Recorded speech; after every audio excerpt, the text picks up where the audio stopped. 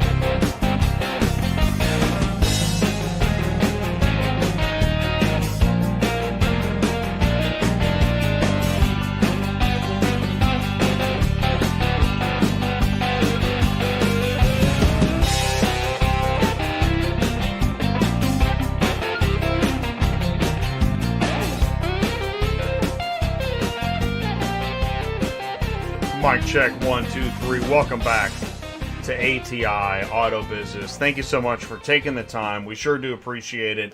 This is Tuesday Nights Live, and let me know if you can see me okay, hear me okay. I see something happening in the live chat. We're going to go into the live chat. Ooh, I'm jumping ahead, as usual. First of all, please do feel welcome. This is ATI Auto Business. Whether it's been a while since you've been here, or it's your first time, or your last time, we want you to feel welcome. Please do say hello in the live chat. We're going to go into the live chat here in a minute and say hello, so you can share company info, ask a question, whatever you want to do. Ooh, leave a like. You can leave a like. We're going to do industry news at the quarter hour. We're going to share some information about ATI, and then the second half of the news is for your business development office.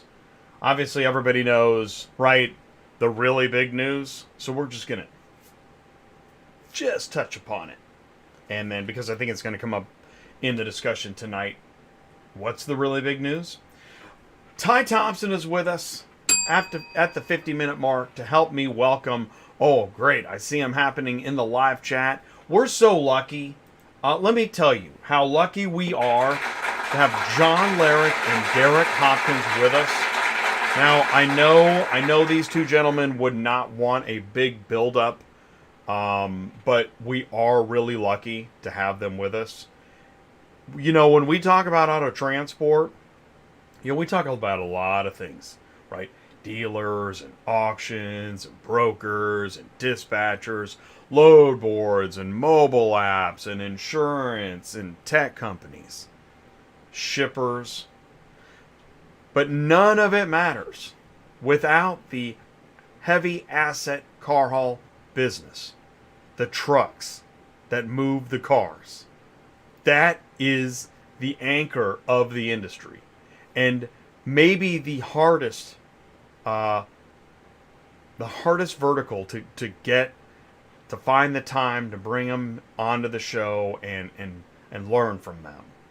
And they are dealing with so much at once that it is, well, we're really lucky to have John and Derick with us. Another round of applause for taking the time to join us. And that's why, if you have a new question or an old comment, bring it in the live chat.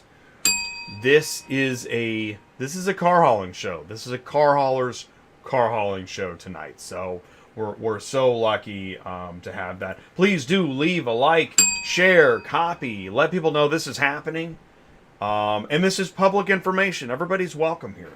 So please do share it. If you're lost in car shipping, maybe you're a shipper or a researcher or a veteran, and you just have something you're burning to say or ask, leave it in the live chat. If you don't want to do that, you can call or text Ty 417-483-2764. I'm also going to put the phone number and the email in the live chat. So that's pretty cool too. So here's what I want to do. I think I gave most of the information here I needed to leave here. Cool. So we're going to go into the live chat. So stick around. We'll be right back.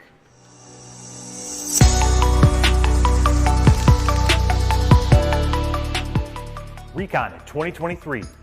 Time to line. Speed to sale. Managed by metrics. Know what you don't know. Technician efficiency. Workflow efficiency. More cars, less time. Know where your cars are.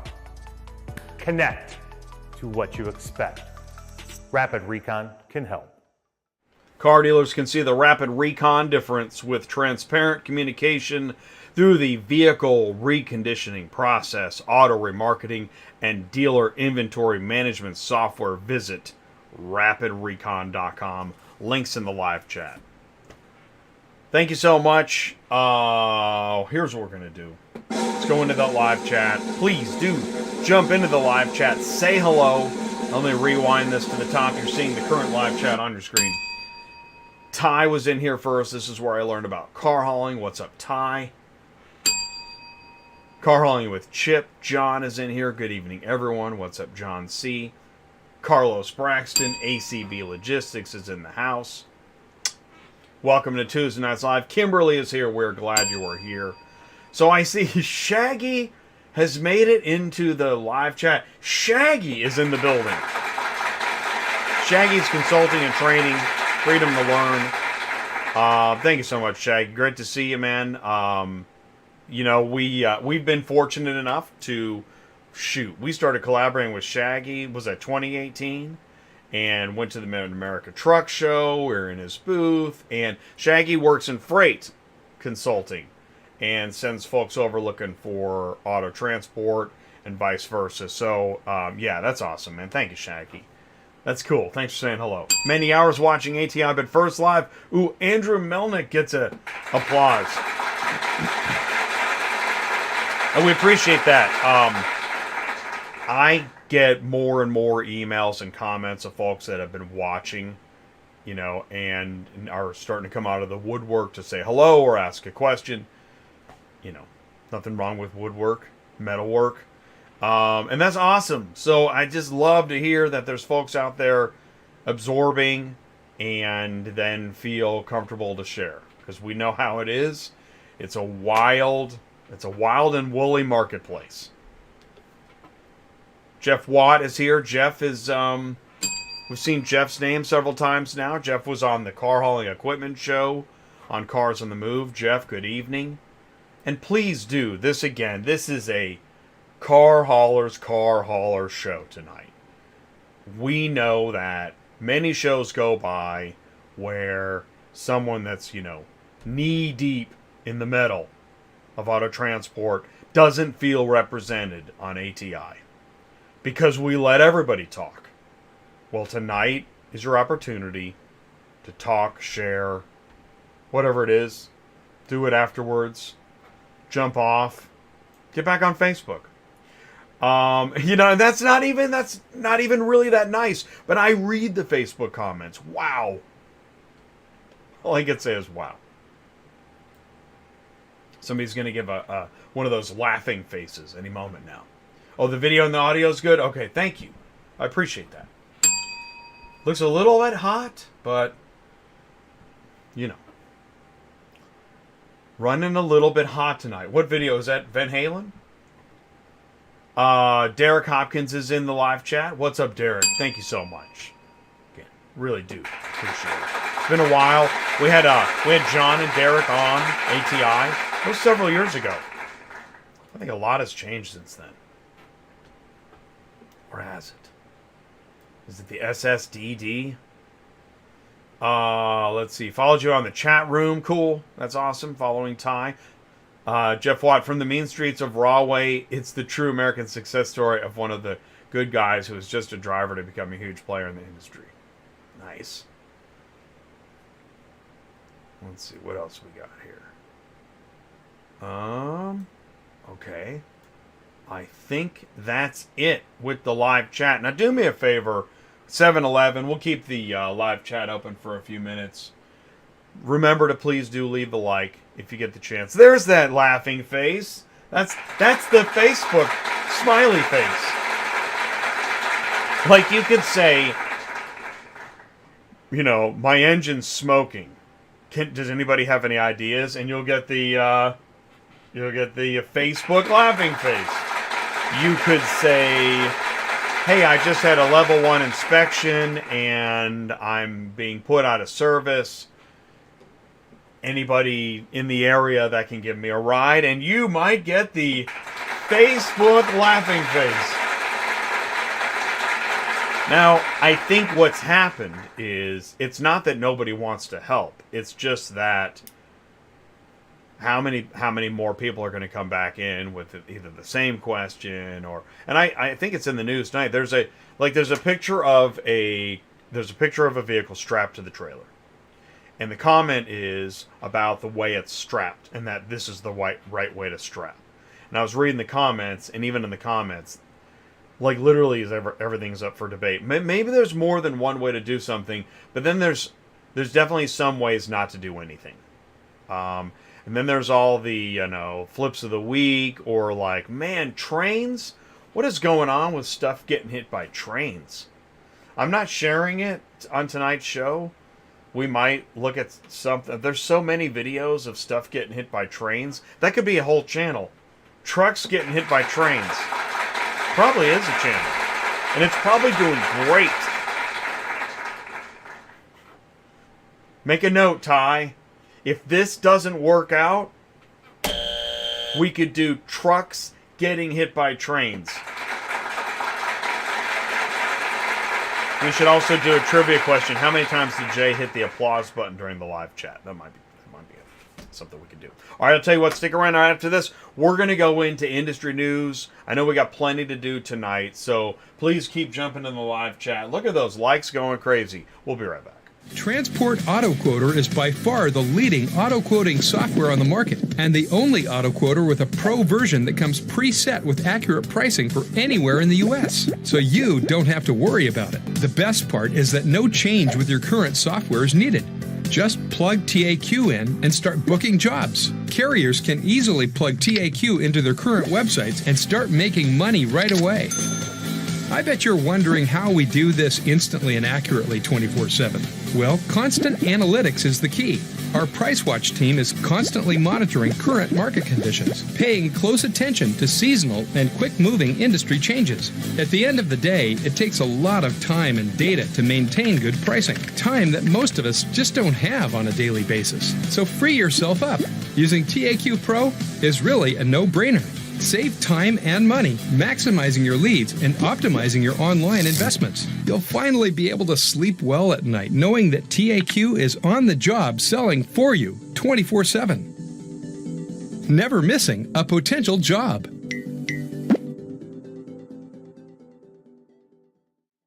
Searching for that midnight auto shipping quote and new lead software you can trust?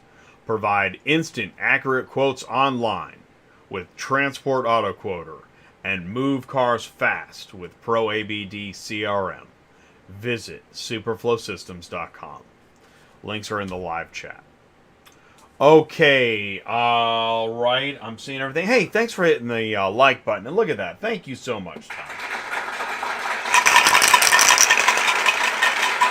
Tom's making martinis in the super chat, and I really do appreciate that so much. We have a lot going on here. We keep talking about that.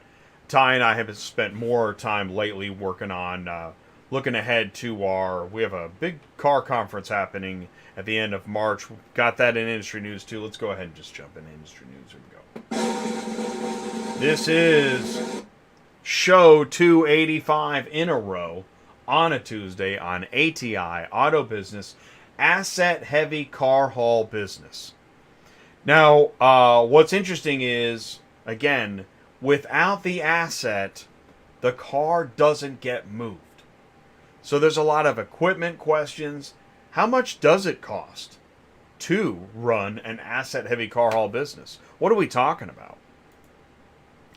One of the reasons we're excited for tonight's show is we're going to bring in asset-heavy car haul business. I'm going to be bringing that in Thursday, March 30th at Car Conference. And we did have the car hauling equipment show, Friday? A week ago Friday. That was a great show. And, I like to move around. I had the Titans of Car Shipping, but there wasn't anyone in asset on the Titans of Car Shipping. So maybe Titans of Car Shipping 3. We'll see. Because we get equipment questions all the time. We see them all the time. That's right, Ty. What's an asset? Like an investment? Like my 401k? Maybe. Or when you get into the equipment, Ram 5500, Wally Mo 2022, how do I know? How do I know the equipment? Who do I ask? Well, that's why Ty Thompson is here, and that's why the car hauling business owners are here with us too. So if you want to talk about equipment, do it tonight. I just want to mention last week's show, Ship.Cars, Load-Made Shipper Platform. That was quite a show. Great to see and meet some of the faces that you see at shows, but you don't get a chance to sit and talk to. And that's one of the things we love to do here too. When we talk front of the store, back of the store on ATI tonight, well, this is another mix. Because you'll find the assets in the back, dropping off vehicles, or out on the highway, unloading. But when it comes to front of the store and sales, well, that's where business gets built. We look at the whole ecosystem from OEM down to the loads, everything in between. Tonight's show, I have a feeling it's going to be a lot of equipment and carriers, drivers, etc., as it relates to OEMs, auctions, dealers, shippers, brokers, loads. Because finished vehicle logistics, you're talking asset-heavy car haul. Absolutely. New and used. So that's another good question you could write down. Dear Mr. Car Haul, how much new versus how much used do you do in your business mix? On ATI, we have found one of our specialties is following the disconnect between sales and operations, and that would be probably explain why we're going to present the transportation dumpster fire. Yes, we're sorry we have to do that. That's going to be at Car Conference. But everybody, this is the most simple question that leads you down the path of, is there a dumpster fire? Dude, where's my car? How bad is this thing? Are you in the state? Do you even have the car? Have I been hacked? And, the word transparency gets bandied about a lot. People seem to really want this word until they watch ATI and they realize, wow, transparency can really be ugly sometimes. We're sorry about that. We're going to bring transparency. Ask and ye shall receive. Why are people angry? Expectations not met, lack of expected service, ETA's way off, crappy equipment showing up, terrible communication, vehicles damaged. Which ones can you deal with and which ones can you not deal with? And what's a preferred carrier? Because they meet your expectations, provide the service, they communicate, they use good equipment. You can talk to them in the same language. Oh, we can't. Can we write that in this woke world? How do we get anything done in this woke world? And how do you vet your carriers? Just the insurance and then good to go? The authority? Have you looked at the safety ratings? What do these guys say? Are you checking? Where they worked? Do they jump around a lot? Are they just... Is this just a bonus lily pad kind of deal? Can we see the equipment? Is Cocaine Bear delivering to your customer right now? Come on! Seriously. Or is listen, if your worst problem is that there's too many apps, you're lucky. It's not a good problem, though. That problem blows, too. And is this why then a dealer will post, I'm so tired of dealing with transporters. Anyone recommend any brokers? Need brokers to work nationwide? Now, I get it, right? Because you don't want to, you don't want to deal with 17 million individuals. Or is it billion? How many are there? You want 1, 2, 3 contacts? Well, why can't the heavy asset car haul business be your broker? Oh, we didn't know about that.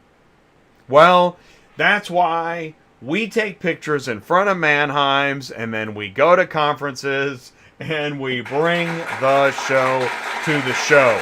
We're happy to do that. We're so excited to be at Car Conference at the end of the month at Caesars Palace in Vegas. Ty is on Wednesday the 29th at 3 o'clock with Dumpster Fire.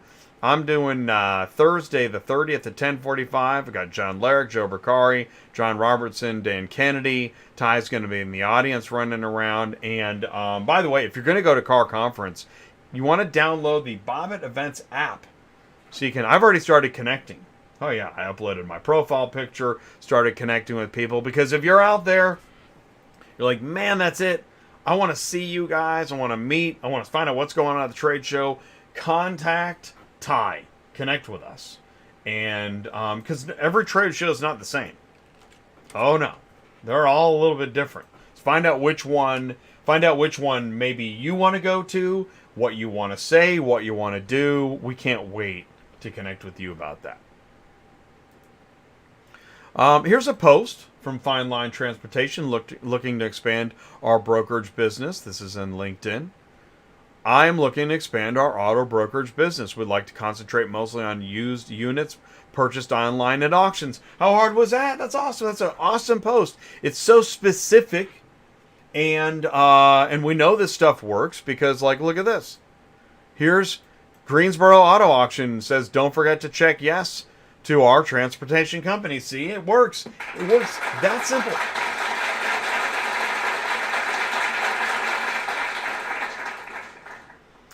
Centurion is posting, they're looking for the best auto transporters to work with. Join the team. Get a signing bonus, competitive salary, phone number, email. Go ahead and jot that down, screenshot that, get your phones out, screenshot that. Text is like, or text. Ty is like, call me. Shoot, yeah. And that's the thing too. Man, we get shippers emailing us. We get brokers contacting us. Heavy asset talking to us. Man, we got a network going on here. What are you looking for? Let us know what you're looking for. We want to help. It's ATI Auto Business. Hey, I would like to know if dealers know the difference between how much they pay brokers and how much carriers are getting. Well, now there's a pretty good question. And interesting comment. I know the market is weak now, but the Titans are always on top. Well, all right. Well, thanks for watching. That's awesome. Here's a good equipment question. Can this single axle tractor pull 5 to 6 cars on an Infinity trailer? It has a Cummins engine, Allison transmission. Are they reliable trucks? Note. Oh, here's the strappy question. All right, hotshots and car haulers. I've seen a few ways people use straps over the wheel. This is the correct way. They will pull towards each other. All right. But is he right? Is he right? You can't see below the arrows. 23 comments, 47 comments, and one has the laughing face. So is he right? And how do you know? I mean, is there a do we have a university? Do you have to contact a specific business to find out? Or do you just go to Facebook? I don't know. Still don't know. The jury seems like it's out. Share your equipment, share your trucks, and hey, look at that. That's pretty good looking over the wheel right there. And it's oh, here we go. Look at that. Oh, he's using the same method. Going in. The wheel going, well, yeah. Yep. Looks the same. Send in your emails, ATI, autotransportintel@gmail.com. And Carlos says, yeah, that is the right way. So you wouldn't believe the comments on, was it Hotshot? Go to the Facebook group. Chime in. Tell them, hey, I saw this on ATI, and I just wanted to pile in the wrestling ring with the rest of y'all. Oh, you know. Put it up on the big screen. It's how you get your car shipping business news. At least we're talking about it. You know. Got to do something. Put it up on the big screen because every Tuesday night, that's right. Step right up because we got 5 new questions. That's right. Are you a car shipping guru? Play Ask Larry. We got 5 new questions every Tuesday night. We'll do them again on Thursdays if you miss it on Tuesday night. Most Thursdays. Sometimes it gets a little crazy. All right, here we go. Question 1. What is the purpose of a valve bank on a car hauler? Is it to secure vehicles, to measure load height, to control hydraulic decks, or to calculate load weight? What is the purpose of a valve bank on a car hauler? Secure vehicles, measure load height, control hydraulic decks, calculate load weight. And send in your favorite valve bank pictures.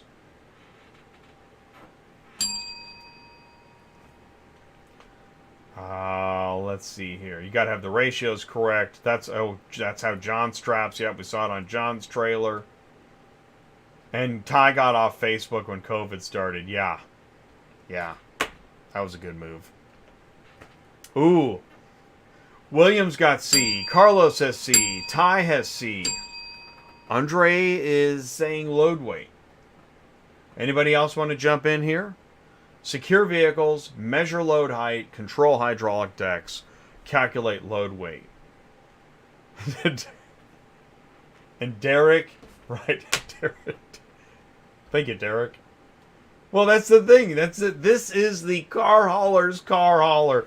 These should be easy. Yeah. Thank you, Derick. That's awesome.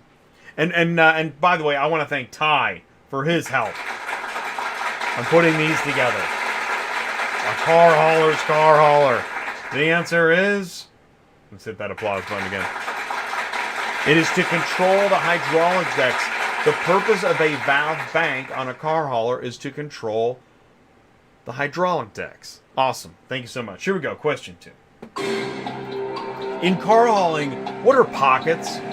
Are they places to hold your tools and accessories? Dealership parking lot hidey holes? Locations at auctions where vehicles are located, or areas on equipment strategically located to gain additional space? In car hauling, what are pockets? Right. I know. Yeah. I'm not allowed to play because I already knew the answers. Otherwise, there's no way I'd get them all right. Probably. Carlos has D.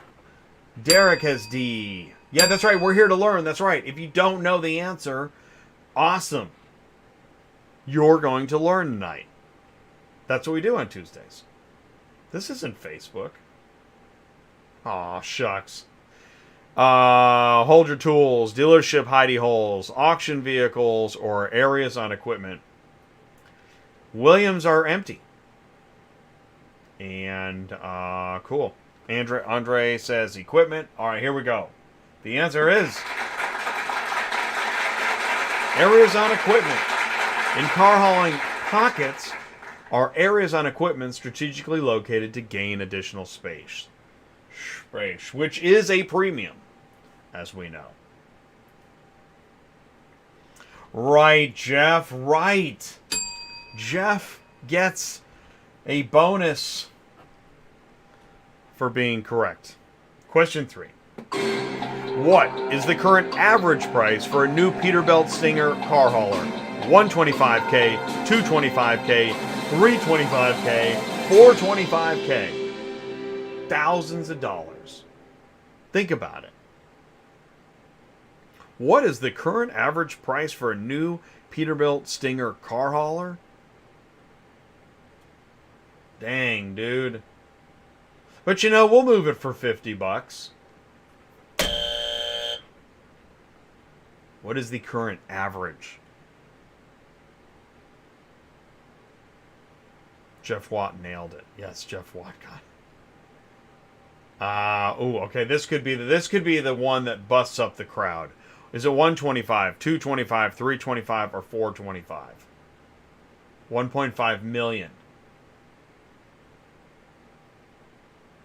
Carlos has C. Ty has C. What is the average price? Now, we'll see if maybe this one's up for debate. But what's the point? I'm going to leave it up here for a minute. The point on this one is, again, if we're fighting over $25 on the car we're calling to negotiate on, and the truck costs $325,000, then what are we doing? Are you serious? You're gonna charge the carrier the same price that you've had posted since the 80s. It's a Corvette. We don't want to haul that thing. It's a 5500. Yeah. So okay. All right. Cool. Thank you, Derick. Okay. Here's the weird news. The answer. This is complicated. The answer, I guess, used to be C, but it sounds like it's more like D now. So, but yeah, we'll do it for $25 more, I guess. I mean, we won't be in business next week, but sure. Question 4. What does truck package mean when referring to Stingers? Length of tractor trailer, number of trucks that can be loaded, weight of tractor trailer, or can only haul trucks? Truck package. When you think truck package, are you thinking length, weight, number of trucks, or can only haul trucks? This is a good one. When you bring the dealer around to the back of the store and you're talking about your truck package, a relatable point. Yeah, no, I believe it. Listen, I'm gonna defer to Derick, and we wish it was still C. Yeah. That's only, is that right? Get your calculators out. Is that 13? How many times do we need an extra $25 on a load? 13,000 times. Thanks, Andre. Right there. Yeah, we can do it for, we'll take just another $25 more. But do you have 13,000 loads so we can keep one trailer on the road? No problem. Yeah. No wonder so many people want to just focus on asset-heavy car haulers, because if we put all the trucks out of business, well, we ain't going to be moving jack. Oh, yeah. We got a quiz show to do here. The answer is length of the tractor trailer. is the truck package. All right. It's a family show. Question 5. When tires spin while unloading the number 1 position, what should you do first? Find some kitty litter, give it more gas, call a tow truck, make sure the number 1 is extended in the up position. Right. Good point, Jeff. Once again, Jeff is crushing it on the quiz show tonight. Right. Well, isn't it? This is fascinating stuff. And this is just to warm us up. The appetizer, if you will, for tonight's panel discussion. We just brought that. Right, Andre? Yeah, no, my customer, we already increased it. My customer can't do $25. Because he's ordering lobster takeout. So are we. Everybody with a carrier's having lobster takeout tonight. Sorry.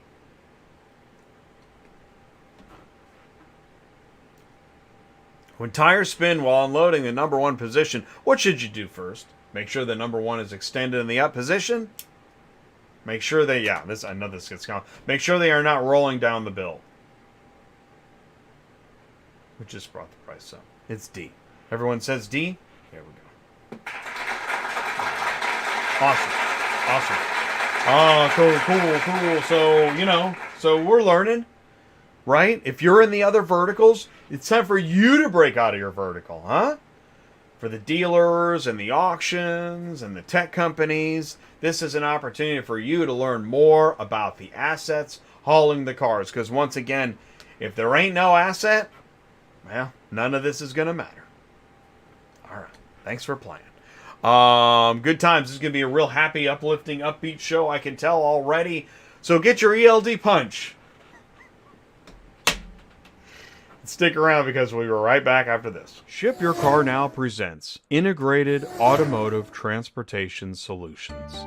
When your car buying customers are on your dealership website shopping for vehicles, they can easily find an instant shipping quote. By entering simple information, first name, last name, email, and phone number, delivery zip, delivery state, and clicking the button, Get Your Shipping Quote. Choose from express shipping, enclosed transport, and proceed to checkout. Review the order summary. Enter the delivery street address and city and click Next.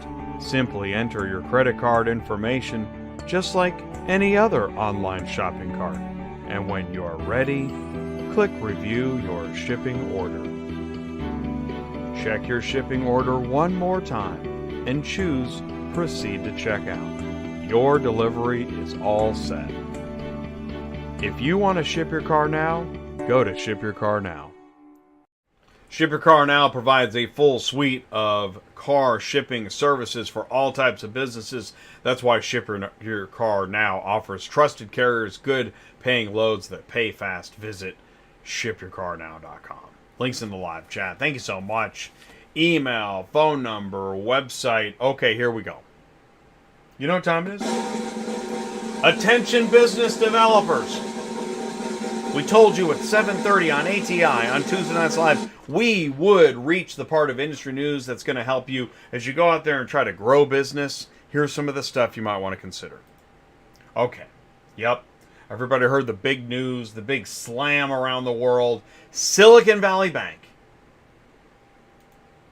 You'll be standing reading signs instead of getting your cash. For about what? A day or two or whatever? I don't know where it stands now. But I was just reading this today. Moody's cut outlook on U.S. banking system to negative, citing rapidly deteriorating operating environment. Nice stuff. Good job, everybody. In a harsh blow to an already reeling sector, Moody's Investor Service cut its view on the entire banking system to negative from stable. And you don't even want to read about the upper ups at Silicon Valley and how well they did. You don't do that. The moves are important because they could impact credit ratings and thus borrowing costs for the sector. This is the part that this is what we're going to focus on. This is why this news is important, right? Are you making payroll? Are you going to be able to borrow? What's happening with interest rates? What is going to happen to your uninsured deposits? Are you going to realize losses? We'll see. This is also why, otherwise, neutral news. Hire Car follows motion with bankruptcy court to sell business. Hire Car, was it that great of an idea? I'm just asking. I don't know. I didn't understand it to begin with. GM offering buyouts to most U.S. salaried workers, expecting costs of $1.5 billion. The voluntary separation program will be offered to all U.S. salaried employees with at least 5 years of service and global execs with at least 2 years of service. With all the GM news going on right now, this is interesting. GM said it will offer buyouts to most of its U.S. salaried employees as it works to cut $2 billion in costs over the next 2 years. Oh, that was 1.5. Voluntary severance packages will be offered to U.S. employees who have been with the company for at least 5 years, global execs with at least 2 years. Oh, said in a memo. Nice. Nice touch. The buyouts are designed to accelerate attrition. This voluntary program offers eligible employees an opportunity to make a career change or retire early. We are offering 3 packages based on level and service to the company. Employees are strongly encouraged to consider the program. Employees are strongly encouraged to consider By permanently bringing down structured costs, we can improve vehicle profitability and remain nimble. Employees have until March 24th to consider the offer. Not a lot of time. Those who accept will leave the company by June 30. Non-executives who take the deal would receive 1 month pay for each year, with the company up to 12 months, along with the amazing Cobra. The Voluntary Separation Program also has an anagram, VSP. Presents an opportunity to explore a new industry, make career changes for their business, personal venture, retire early, live out your dreams. Which is interesting, because we read this, last month? GM buys 400 trucks to transport its cars to dealers faster. I love to find out. Derick, John, do you know, does this affect or not affect, where does this fall in the eco? I don't know. I want to know. Honda to move Accord production from Ohio to Indiana as part of EV shift. The move will come in 2025 after assembling the model in Marysville, Ohio. Oh, wow. For 40 years, they're going to move now. Marysville will be Honda's first U.S. auto plant. True transition to making EVs. The move comes after Honda and South Korea's LG Energy announced they would build $4.4 billion joint venture battery plant at a site near Jeffersonville, Ohio. Wow, these battery plants, man, they're going to be everywhere. Maybe that should be in the GM memo. Like batteries? We know some people. The battery plant to be completed by the end of 2024 will cover more than 2 million square feet. Wheels, Donlen, and LeasePlan unite under a Wheels brand. We did the Holman show recently. Man, the remarketing space is heating up. Following the previously announced LeasePlan USA and Wheels Donlen merger under Athene, the company announced they will rebrand the combined organization as Wheels. The new Wheels brand builds on the shared history of all 3 organizations as leaders in fleet management and mobility, while leveraging the strong brand recognition of the Wheels name. Yeah, fleet management, that's what I meant to say. Although the name Wheels remains, this is a new Wheels, which builds upon Wheels' strong established reputation for reliable service with their history as a pioneer in the fleet leasing and management industry. Donlen's creativity, the ability to reimagine what's possible, and the ambition to get it done, and LeasePlan's innovation and passion, a commitment to take the initiative and make the difference for customers. The combined company manages... Here's the beef. Okay, this is what you need to know. Take 2. What do we need? All right. The combined company manages more than 800,000 vehicles. $7 billion in assets in the U.S. and Canada. More than 1,900 employees through Global Alliance. Wow. It's another global company. Holman is global. I think Holman manages, what'd they say, 1.9 a month? And this is 800,000 a month. Explains the merger. And what's the other one? What Element? Are there more fleet management companies? Oh, well, ARI is under Holman. Anyways, pretty interesting stuff. GM, back in the news. Maybe this is the purpose of the memo. GM explores using ChatGPT in vehicles. Part of a broader collaboration with Microsoft. One use for the chatbot could be accessing information on how to use vehicle features normally found in an owner's manual. Did you read the owner's manual? Nope. Well, we finally have an app for that. It's called Chatbot, ChatGPT. General Motors is exploring uses for ChatGPT as part of its broader collaboration with Microsoft. ChatGPT is going to be in everything. The chatbot can be used to access information on how to use vehicle features normally found in an owner's manual. Program functions. No need to watch a YouTube anymore to change a light bulb. Just use ChatGPT. Program functions such as garage door code or integrate schedules from a calendar. Now, actually, that's pretty useful. Searching for garage door codes kind of blows. This shift is not just about one single capability like the evolution of voice commands, but instead means that customers can expect their future vehicles to be far more capable and fresh overall when it comes to emerging technologies. Which would explain, because when you get in your EV and it's just like there's no more dash, it's just a solid piece of glass, you're going to talk to it, and it's going to talk back. That'll be sweet. Earlier this year, Microsoft announced a multi-billion-dollar investment in ChatGPT owner AI, said it aims to add the chatbots tech into all products. Microsoft, like other big tech companies, has been ramping up its efforts to embed more technical technologies in vehicles. This makes you think, so what happens when you go to load in the ice and you're trying to talk to the car? It'll be fun. From infotainment systems to automated driving and operating systems that control battery performance, multiple other functions, door handles, basic functionality, tire pressure. Can't jump box it anymore.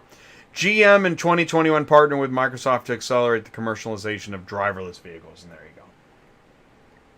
Oh, you can't say driverless anymore? Oh me, oh my. How dealers can counteract growing threat of fraud. Oh, yeah.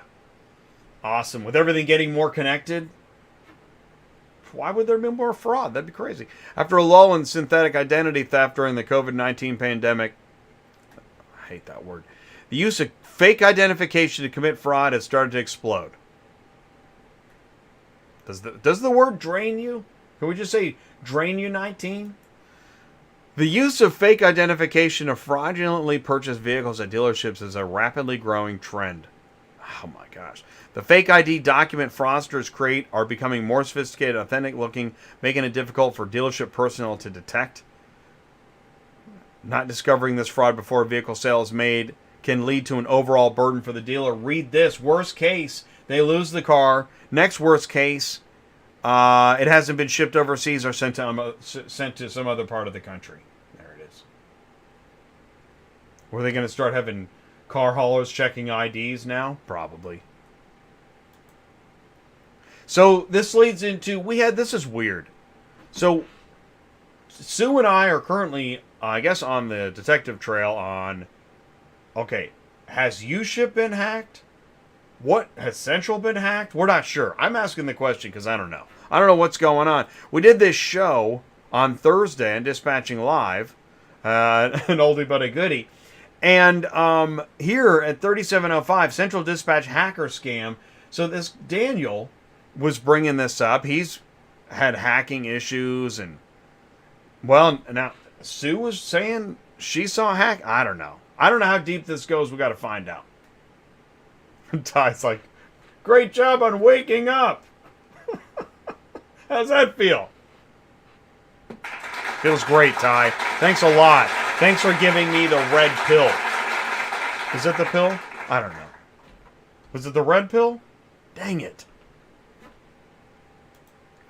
Join us on Thermonuclear Thursdays and Dispatching Live. And be sure to join. Are our accounts getting hacked? We need to find out. If you have found, if you think you've been hacked, or you know somebody who's been hacked, Thursday at noon, Dispatching Live. Please do tune in. Here, I'll tell you what. I'm gonna grab the link.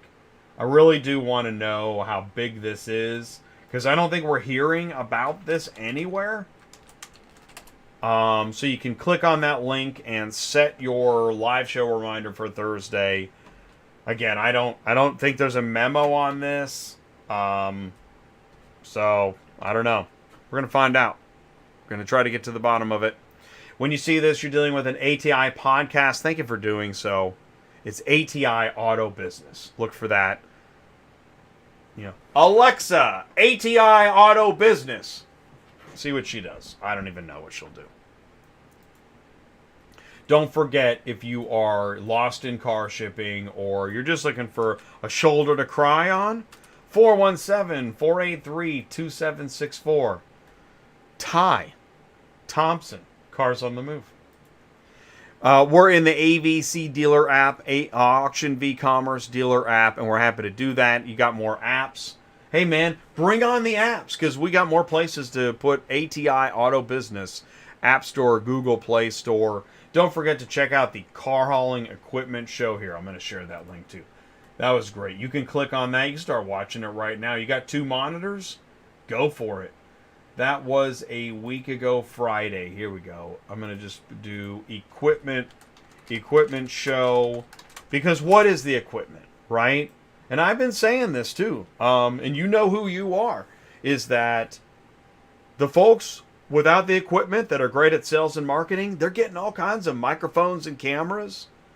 But if you are maintaining the equipment and taking on that burden, ATI Auto Business, man. Bring it. Share it. Do it. We're going to be at Car Conference at the end of the month in Vegas. I think we're going to live stream some of that. So more information to come. We'll be at Auto Intel Summit in April. Ty will be live in Raleigh. And then Ty will be live at Digital Dealer in May in Tampa. Really excited. This is the Car Shipping Business Channel. It's ATI. My name is Jay. I think it's time. Here we go. Ty, we're just a few minutes late, so get ready, buddy, because you're up next, and you're going to help me introduce the... we're so lucky to have John and Derick, car haul, asset-heavy car haul, business owner, operations in the house. Stick around. We'll be right back after this. Ship.Cars. Intelligent car shipping made simple.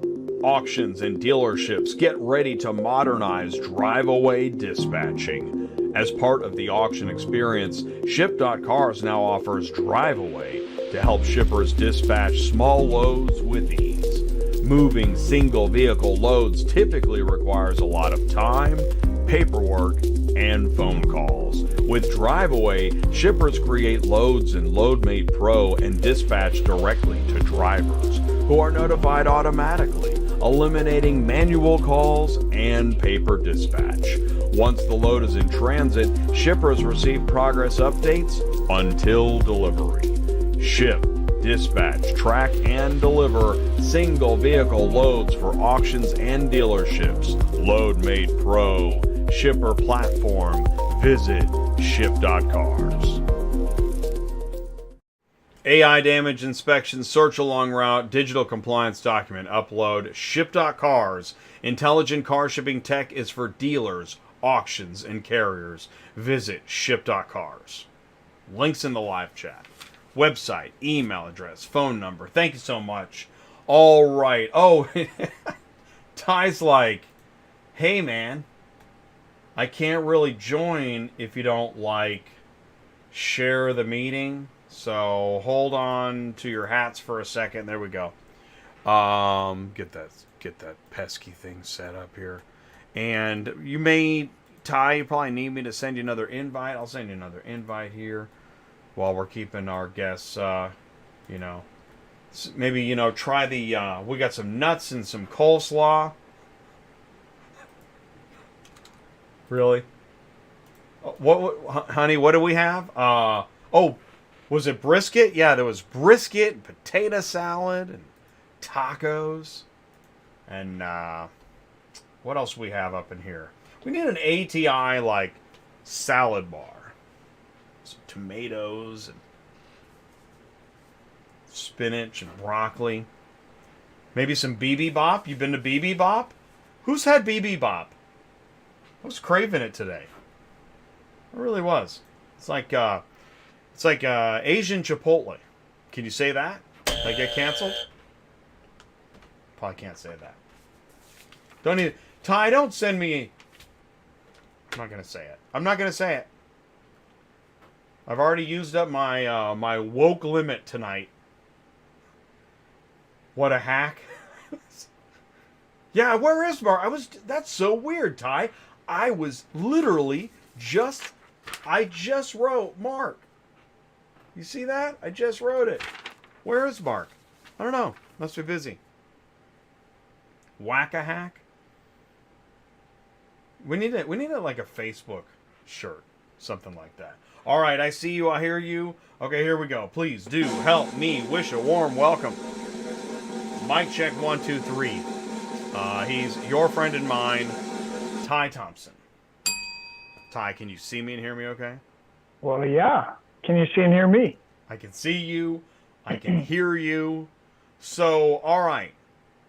Properly, I need to hand you much of the microphone. I'm just going to hand...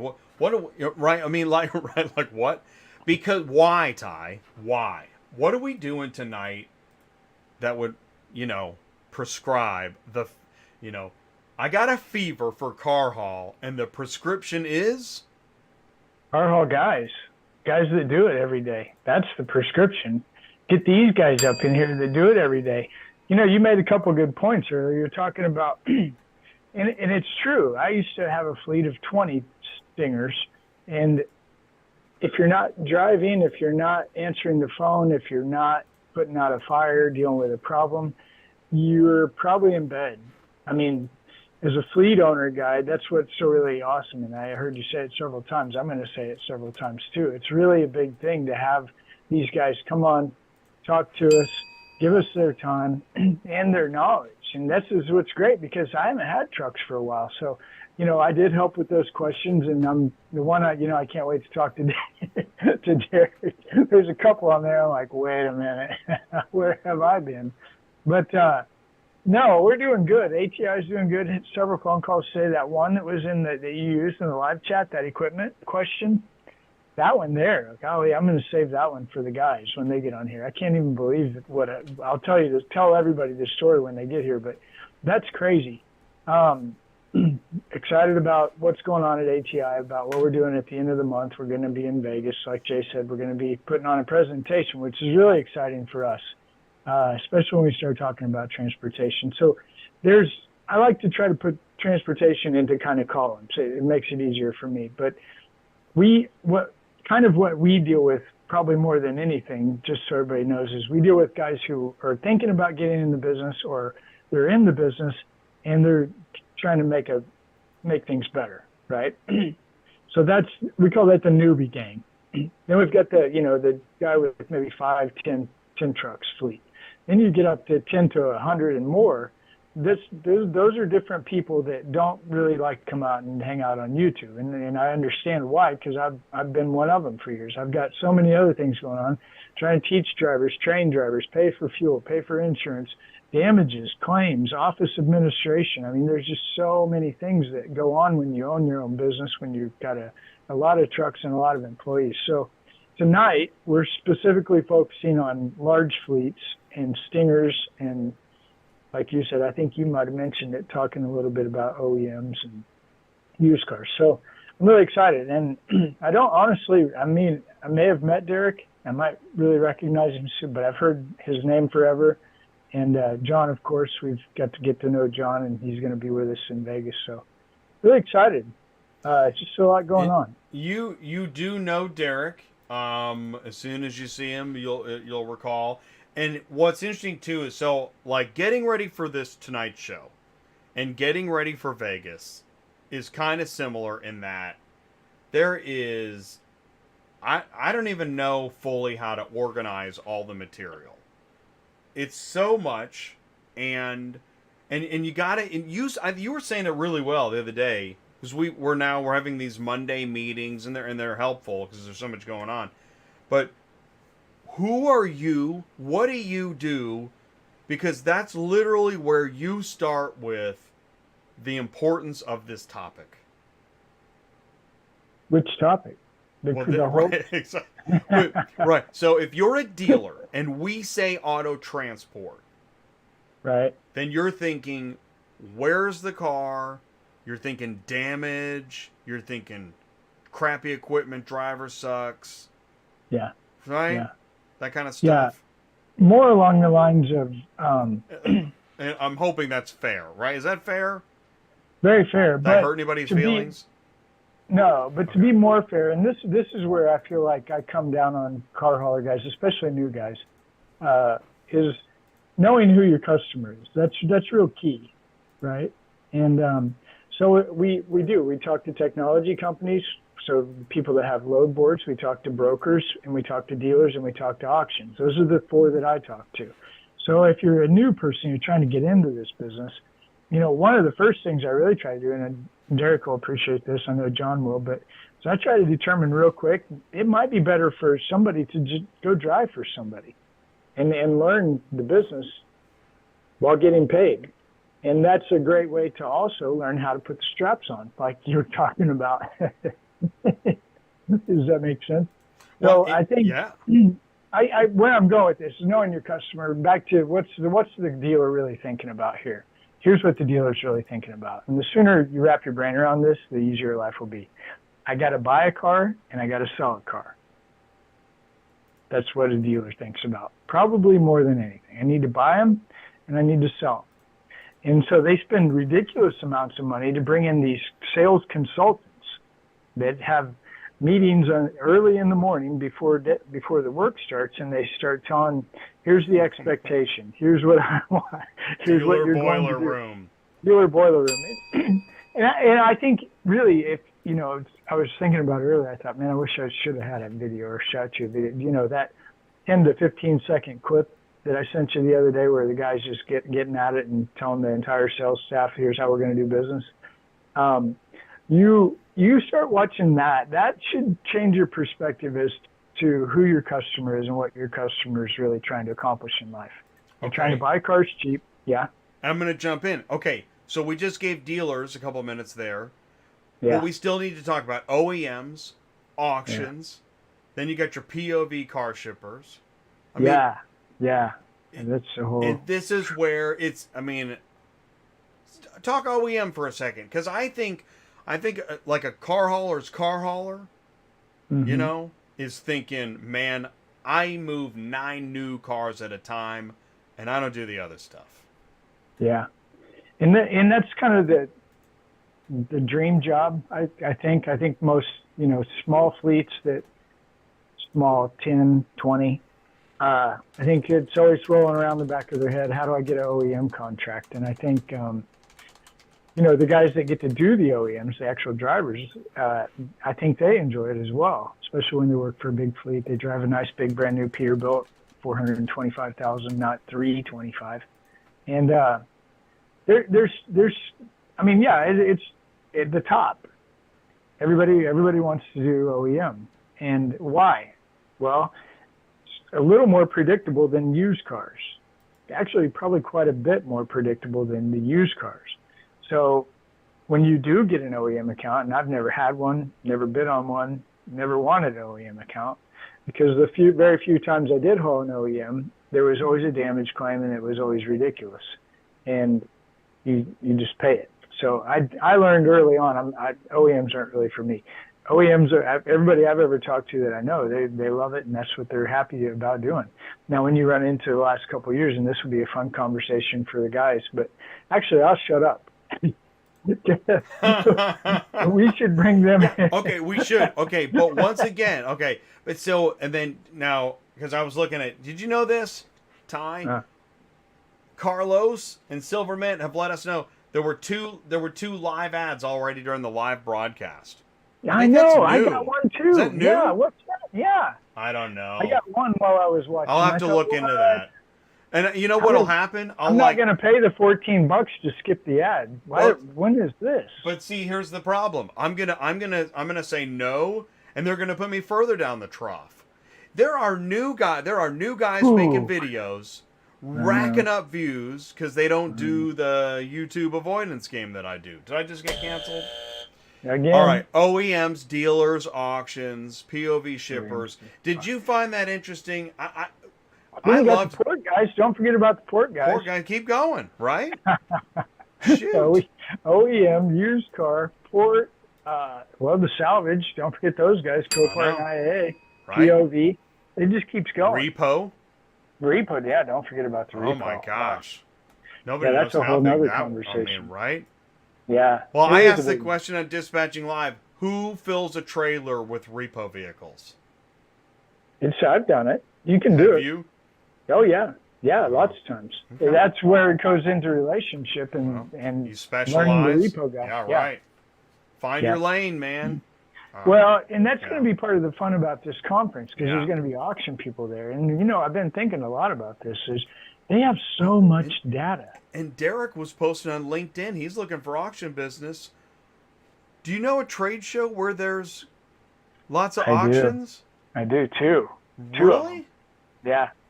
Yeah. Derick will be like, where's Derick? I got to tell you something. I Derick. know. And Cindy's in the live chat like, wait a minute. Isn't he on your show? Well, Cindy, we're just have too much kidders. fun. Yeah, we're just having fun here. All right, let's do Where's, this. do they have the pitchforks in the live chat? We want Derick. Where's John They and do Derick? on Thursdays. Yeah. Okay, here we go. Let's do this. Here we go. It is now time to... Please do help me wish a very warm welcome to our two featured guests tonight. We have Derick Hopkins, Fine Line Transportation, John Larick of LTI Services. They'll be in here in a minute. Guys, I'm sorry I didn't give you a whole lot of heads up. This is how we still have yet to... We didn't roll out any red carpet or nothing. We barely have a salad bar. Now Did you get them their drink? Right, exactly. Didn't do that. No garnish. Wow. I think I can hear you, gentlemen, but I can't see you yet. If you've got those video buttons, okay. John is getting it cranked up.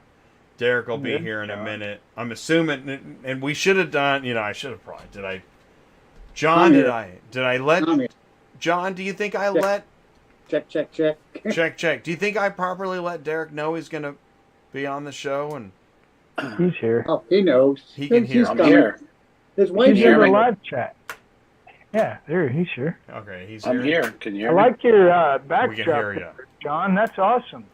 Man, you're making us all look That's bad. nice. Wow. Please say hello first, and we'll go to Derick. John, please say hello once again. Hello to everybody on ATI. It's good to be here. Company name? Oh, Larick's Towing and Transport. Larick's Towing and Transport. Rockaway, Okay, Jersey. awesome. There's Derick. Look at that. There's Hey, Derick. How you doing tonight? Wow, it's awesome to have you back. Please say hello again on a Tuesday night. Hello, everybody. Hey, Company Derek. name? Fine Line Transportation. Fine Line Transportation is in the house. Man, oh man, that's big. I kind of recognize you now, Derek. Sorry about that. I knew you That's would. all right. But Yeah. it's been a few minutes, hasn't it? I mean, I think so. Derick, you were here Yeah. 2 or 3 years ago, maybe? Yeah, a couple years ago, maybe a year and a half ago, I was on. You're in With the John. Northeast, Take it Yeah, we're out of central Pennsylvania.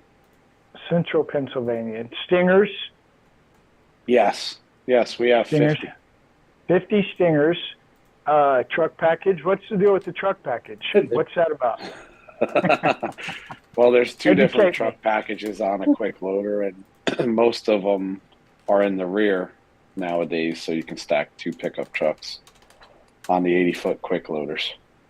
Can you get 6 F-150 4-doors on there? If you have a chop top, you can. Yeah.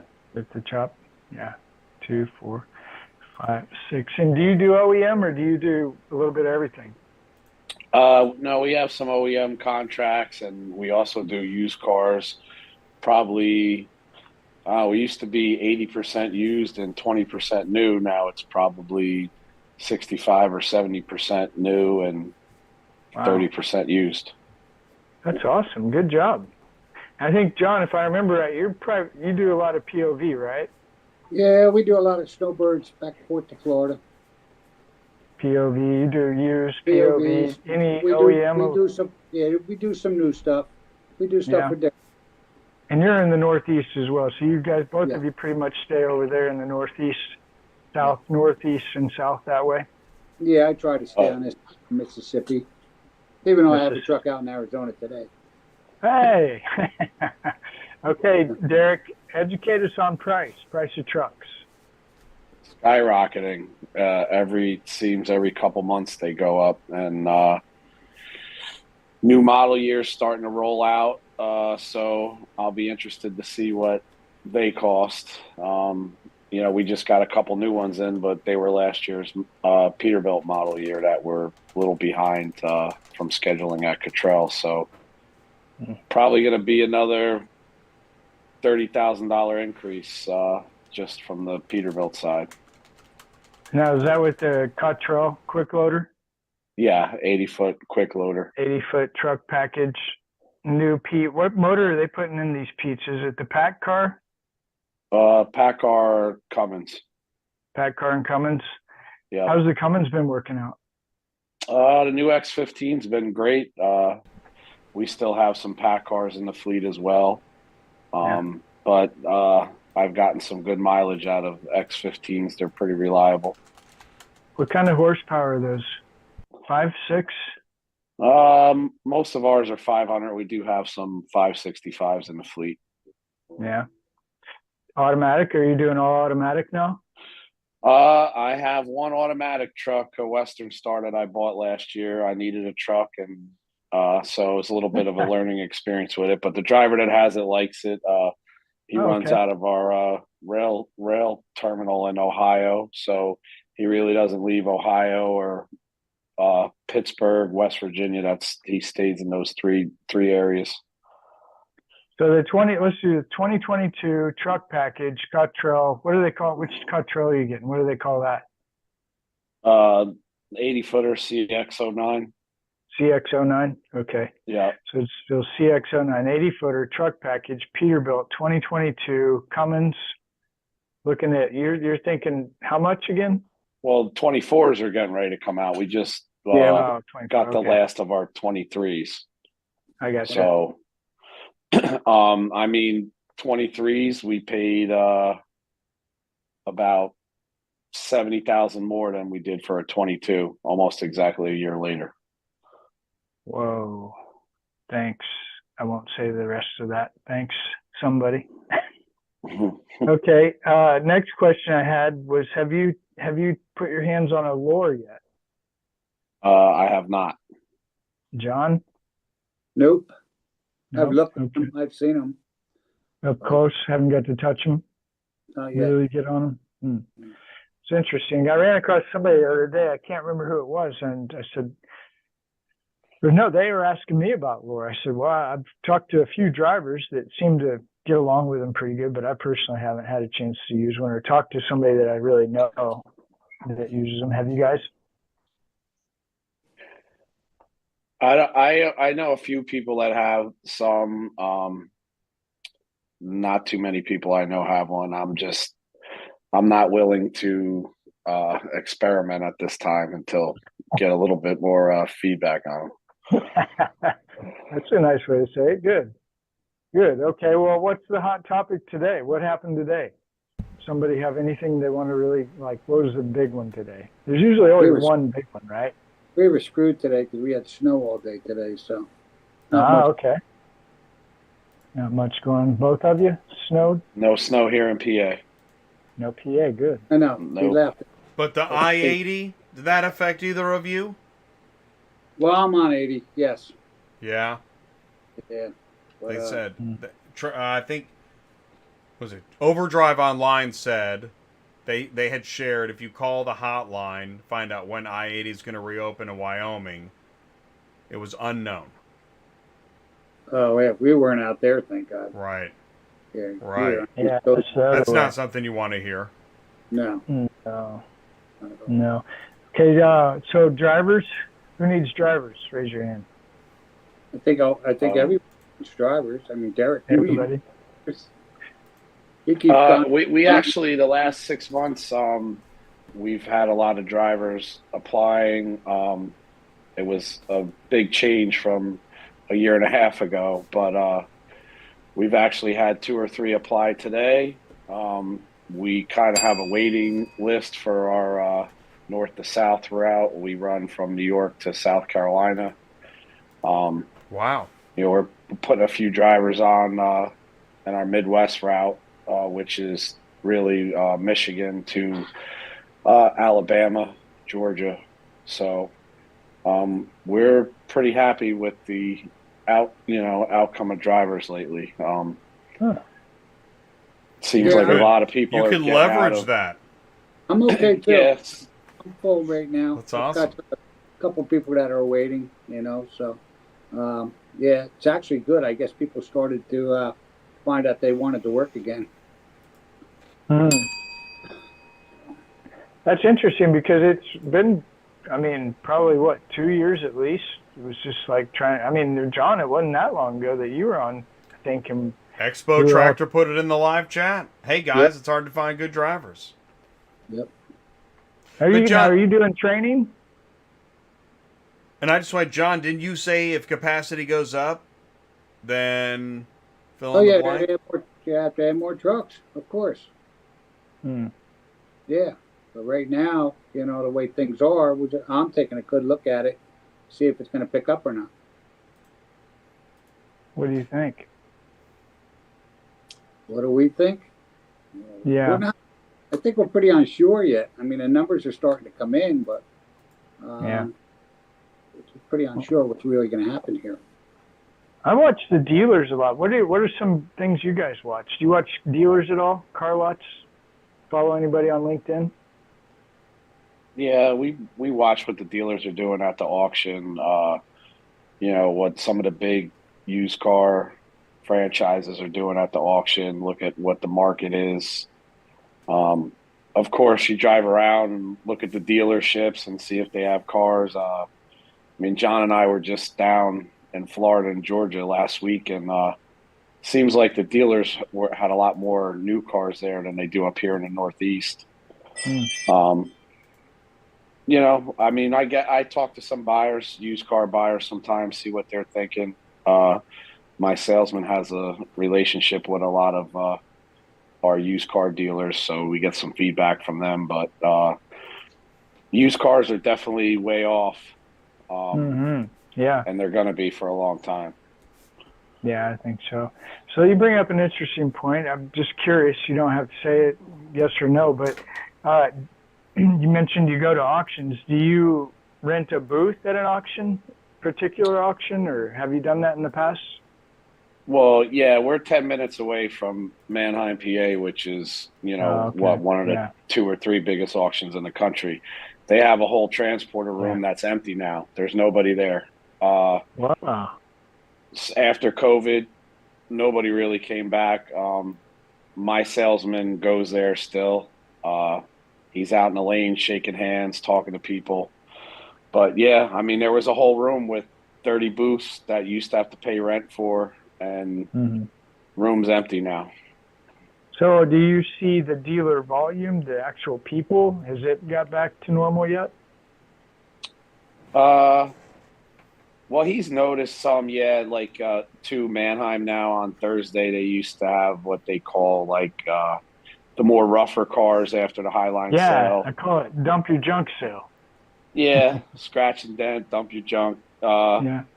Manheim's now invited the dealers to come, and that was closed where they were only doing it, running it through the lanes with nobody there. So, now Manheim's trying to get people to come in where after COVID they didn't want them, and I think it's been affecting their business some as well. Yeah, absolutely. That's an interesting point that you make, because I would assume when they closed the auction like that, especially, I was thankful I didn't have my trucks at the time, because I was in an auction literally 4 days a week, for sure, at least one auction a day, 4 days a week, shaking hands, talking to dealers, helping out the auction sales rep, the marketing department, whoever. And I imagine when Jay and I were doing a show, I was in Kansas City at Manheim, standing in the parking lot thinking, man, this is really going to hurt you guys. And I'm not saying I'm a fan or not a fan of Manheim, but wow. You're basically saying it's hurt them. Dealers are going other places. There's not a lot of volume there, and maybe even lost some accounts. Well, I mean, you have two different car buyers nowadays. You have the guys that, just go off a condition report, and you have other guys that like to touch and feel the car. But Manheim also, with their arbitration, if you were there on spot, you get less days to return the car, or because they say you should have saw it when you were here.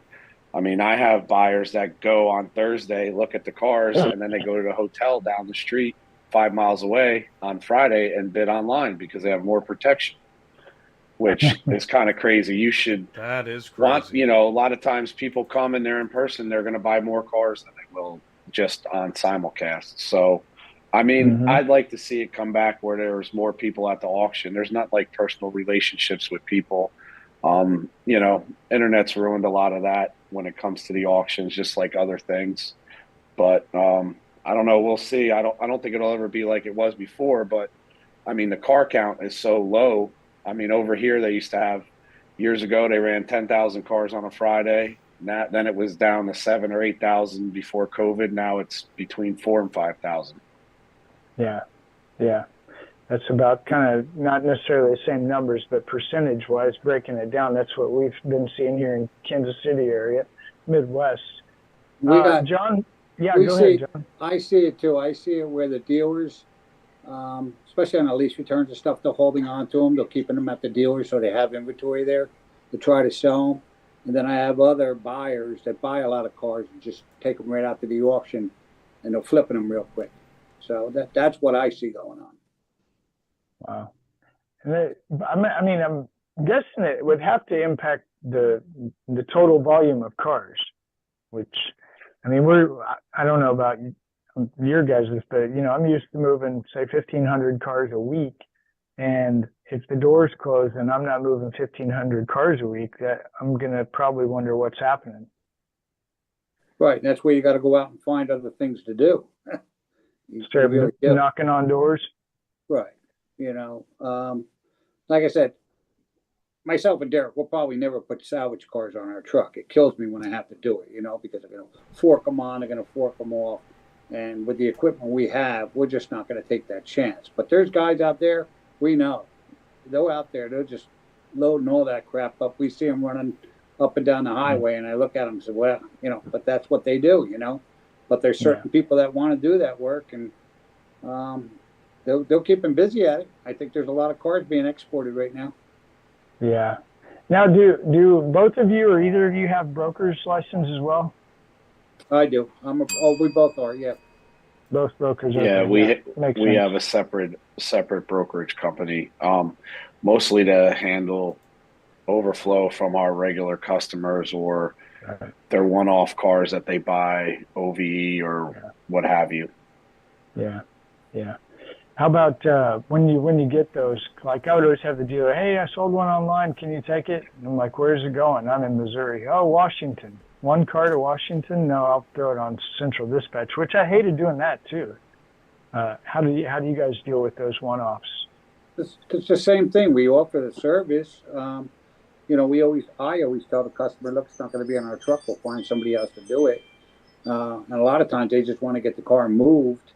But it's really our responsibility from the beginning when we take the assignment to brokering it, to making sure it gets delivered, So there's a lot involved in brokering too on that, but we do it as a service too for our customers. I mean, they call us up. If we can't get, let's say they're down in Florida in an area that we don't do all the time with our trucks, we'll broker it out because there is guys in that area that have hot shots and stuff that'll grab those cars and take them down for us. Mm-hmm. So there is a value, there is a need for a small guy, one truck, maybe 3-4 car hauler guy in your business. I mean, I know for me, I loved having those guys. I would lease them on, the little 3-car guys, and I would just make them be my cleanup guy. Follow behind the big trucks, you throw your 9 on, get and go, and whatever's left behind, give it to the 3-car guy, right? Do you guys do anything like that? Did we ever? I mean, we don't have any leased on, but with central dispatch, it's like Russian roulette. You don't know a lot of times you don't know what they're hauling. I mean, we had a guy one time pick up a load of cars and the car got stolen off his truck. And then come to find out, we had a certificate and everything, and certificate holder, and Progressive wouldn't pay the claim because they said the truck he had that the car got stolen off wasn't insured. I mean, it wasn't on the policy. Well, I mean, how are you supposed to know that? Even if you have the VINs listed on the certificate, if you're not there to check the VIN when the guy's loading the car, how are you supposed to know that? So that's where our broker insurance had that's where broker insurance kicks in. Mm. Yeah, so that's a good, I mean, I don't want to go too far off on that path, but that's kind of one of the topics that I'll be talking about at this conference is with that story right there, nobody likes that story, right? Oh, nobody. Yeah, go ahead. It's happened to us, Ty. And don't ever, we learned the hard way. I mean, don't ever have a COD before they pick it up or anything, because they'll take the car and they'll just dump it somewhere. They already got paid to go to a check cashing place or something. And believe it or not, they were out there. There's guys out there waiting to see that. They'll grab that car right away from you, and then it'll never get delivered. We've had to go get some of our cars back for that. So we won't do it anymore. But that's what's happening. Wow, that's sad. Well, that's kind of one of the things that I tell Jay and I talk a lot. I'm not saying we're definitely the gatekeeper by any means, but I will say I get to talk to a lot of new guys that are thinking about getting in this business, and there's a lot of opportunity at that conversation. Like I said earlier, I mean, hey, if the guy's cognitive, if he's got that desire that, I want to be a car hauler guy, but maybe doesn't have the business skill or whatever yet, or doesn't know how to drive or load. I mean, both you guys, I know you're okay on drivers now, but if you did need drivers, you would train drivers? We thought about starting to train drivers last year. End of last year, we thought maybe a few qualified guys that came through. We never went through with it, but I have a guy that works in my office that he ran a Stinger for years. He still jumps in a truck sometimes on the weekends and runs loads to Baltimore out of Mannheim for us. He's a good candidate to train, and it's just so time consuming and a lot of things into it, and you can't be with them for a lot of things. You just learn from being out there, being put in situations, and you can't really teach that. Mm-hmm. Yeah. Well, and Jay, you said something earlier that made me think. That's what's really crazy about car hauling that I don't think a lot of people understand. There are very few absolute, right, 100%, no other answer but that. Meaning, the tie-down straps, for example, that we were talking about. Well, that may not be the exact right way to do it, but it'll probably work. Does that make sense? Am I making any sense? No, you are. And I think what happens a lot of times, we find out that we all know that all drivers, after they get some experience, they load their own truck their own way. So they have their own little style about doing it. When they're done unloading, they put their straps in certain places. So every driver is different the way they do it. All we care about is that they do it safe, no damage, and everything. And that's why, we'll never rush anybody. We'll take your time, slow and easy. Let's get it done, But, the thing is that we see it a lot, and you'll see on Facebook and stuff, people have pointed out, there's a lot of guys that just aren't. They're not using, 3-4 straps.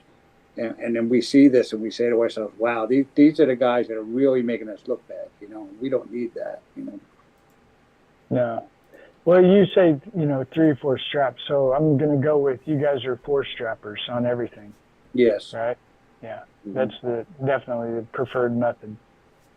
And then training guys to do that and monitoring. I mean, even monitoring that. I remember, I'll go ahead and admit it. I'm the worst. Okay. When I loaded, it was always, I was always trying to improve my process. I think, John, you just said it, process.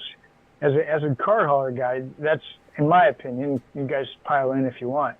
One of the key things is making a process from the time you hit the air brake, flip the hydraulics on, and get out of the truck. What do you do next, right? Do you open the side box? Do you grab your gloves and your tie-down stick? Do you hit the lever? Do you throw the strap? I mean, everybody's got a process, and it's my thought was always to not improve it so I'm not making extra steps I don't need to make. I don't need to go back and forth 100 times. Is that right? Is that how you guys look at it? Oh yeah, and the other thing is they got to pay attention. They don't need anybody really, interrupting them and stuff, because they got to make sure that they pin their decks and everything instead of their decks up and everything. And it's very important that they concentrate on what they're doing. But they do. They all have their own little style on how they do it. Yeah, that's good. Okay, back to the auctions and dealers. The inventory is getting a little edgy, what I've been hearing on the show. Also, I noticed today, I don't know if you guys caught this, but they keep talking about the prices of the used cars is continuing to go up. Have you guys been hearing that? Yeah, I mean, I got a little data here for you if you'd like to hear it. Yeah. So, yeah, used car prices now are up. Used car supply is off 25% from pre-COVID. Right now, auction inventory, commercial units are 40% lower. Dealer wholesale, your trade-ins, what have you, 12% lower. Rental units at the auction is off 58%. And the biggest one is off-lease vehicles, 74% of the volume pre-COVID. So new car supply is higher than last year, but it's still 50% lower than pre-COVID.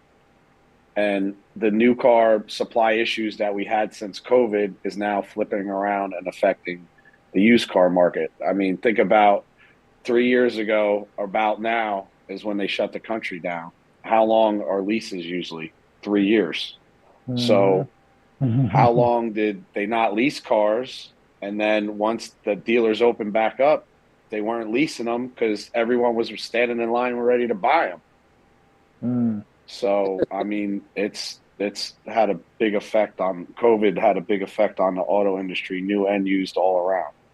And it's the same thing with the rental cars too. I mean, some of the cars that they got out there are they're old. They're just not replacing them. So, you see that too. You actually see the rental companies buying used cars to put into their inventory. Yeah, I've heard of that. Derick, one more time. You got those stats handy again? Jay, catch this if you can. This is one more time. I don't have a pen and paper. Yeah. Used car supply is off 25% from pre-COVID altogether. Okay. Commercial units 40% lower. That's like your like who you're talking about earlier, Donnellan and all them. Holman, dealer wholesale 12%. Rental down 58%. I mean, turnbacks, they were huge. I mean, you used to, I remember after Labor Day, that's when you always start getting turnbacks. Everyone was done with vacation season. And off lease is 74% lower. And new car supply is still 50% of what it was pre-COVID. That's where, so I want to jump. So, Derick, didn't you say, or what I mean to say is, did I hear you say you went from 80% used, 20% new, to 65% new and the rest used? Did you say that, or did I get that wrong? Yeah, no, that's wrong. I said that earlier. No, that's right. Okay. So, can you, in a nutshell, explain that shift and the time frame of that shift? Well, that shift started happening before COVID, around 2019.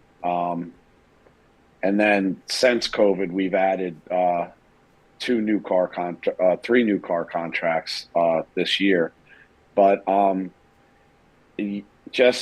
before, anywhere you went, a lot of times you could find a load of used vehicles to get you somewhere. And, dealers were ripping out, 11, 12 cars at the auction. Now they're lucky to get 2 or 3.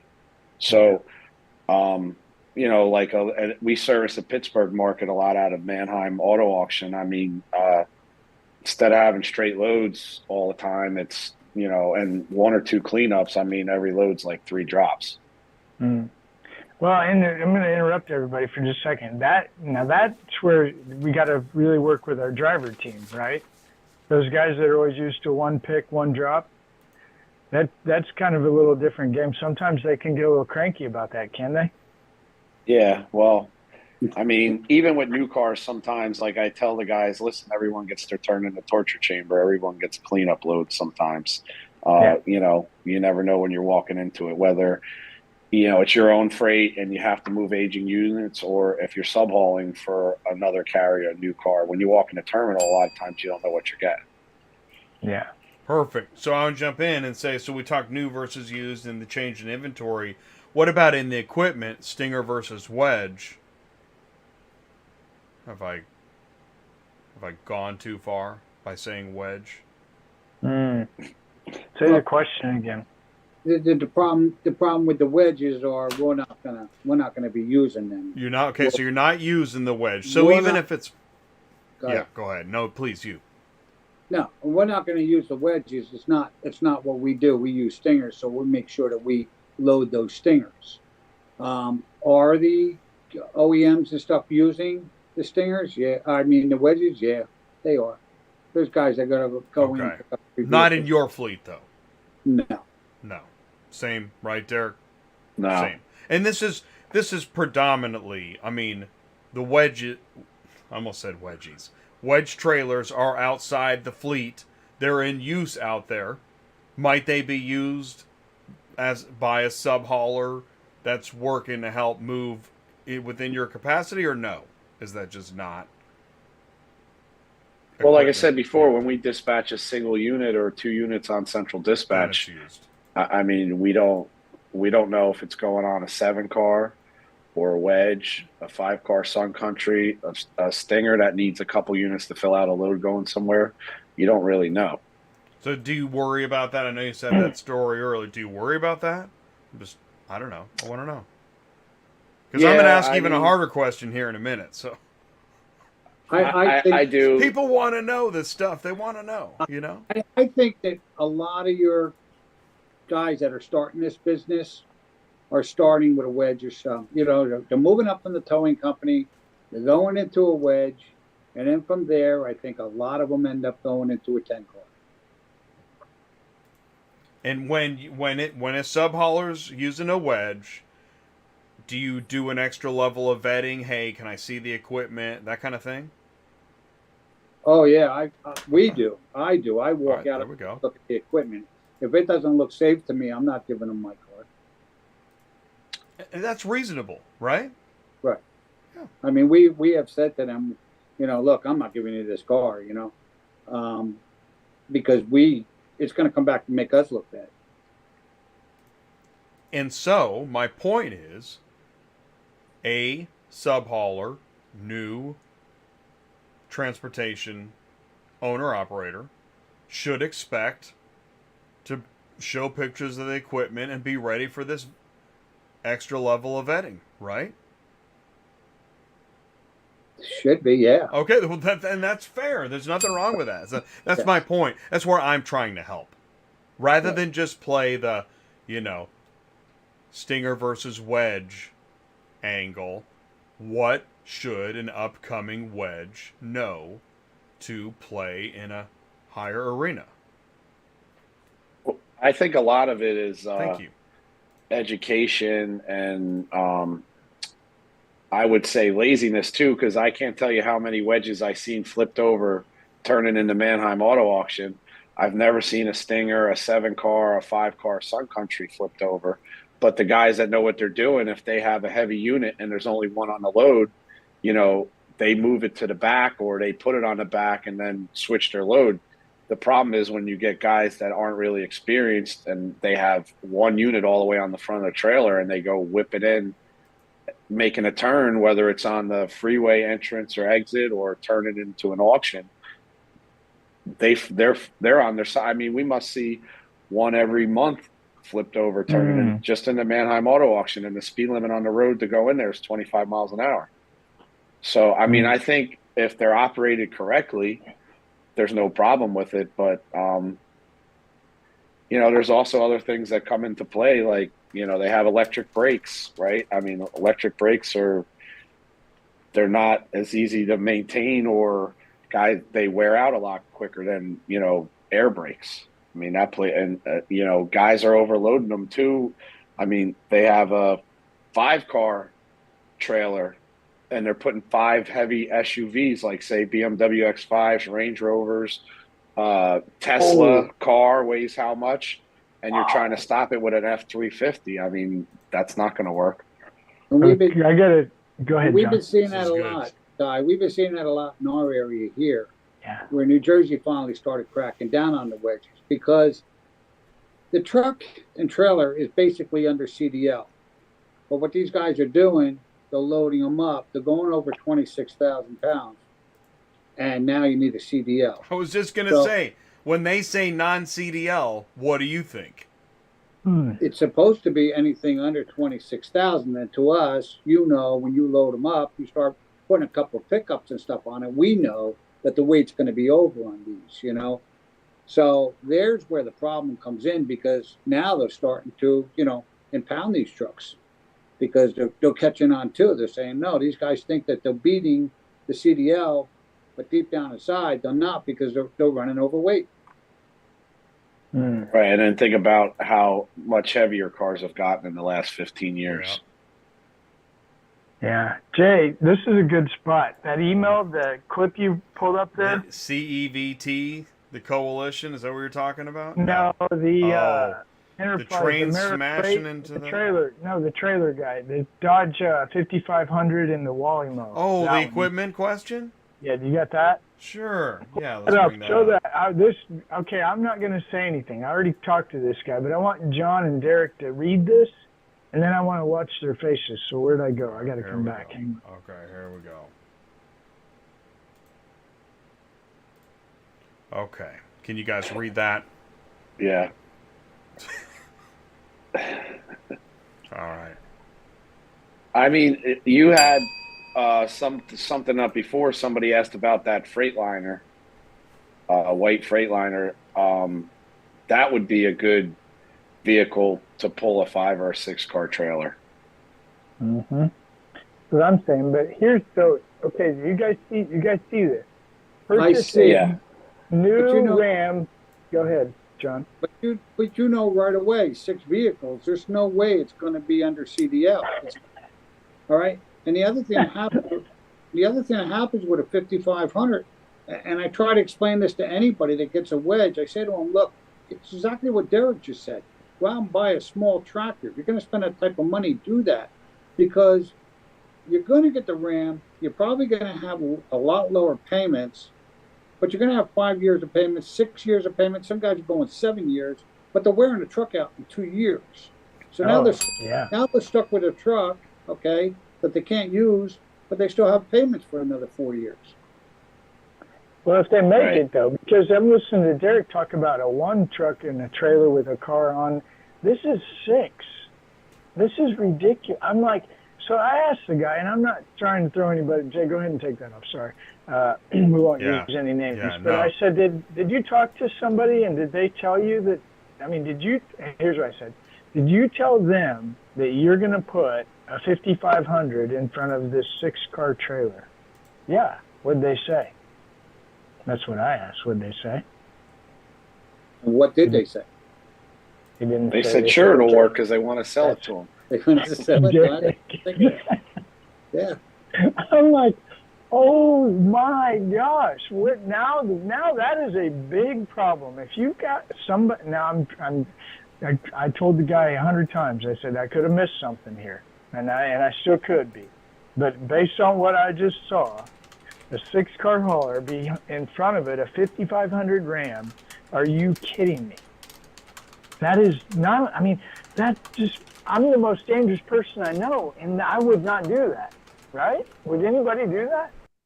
I mean, you take a Stinger with 80,000, you try to stop that when you have to. Can you imagine trying to stop a 5500 with 6 cars on the back? To me, I wouldn't want to do it, because I'd be scared to death. No. I had a little baby Pete. I can't remember. Is it 335? Do you guys remember the old? I don't remember what year it was. It was a long time ago. A little single axle, little cat motor. Did just fine. The ratio was weird, gear ratio. I think it was a 13 speed. But anyway, I put a 6-car behind it, and that front end would get a little squirrely every now and then.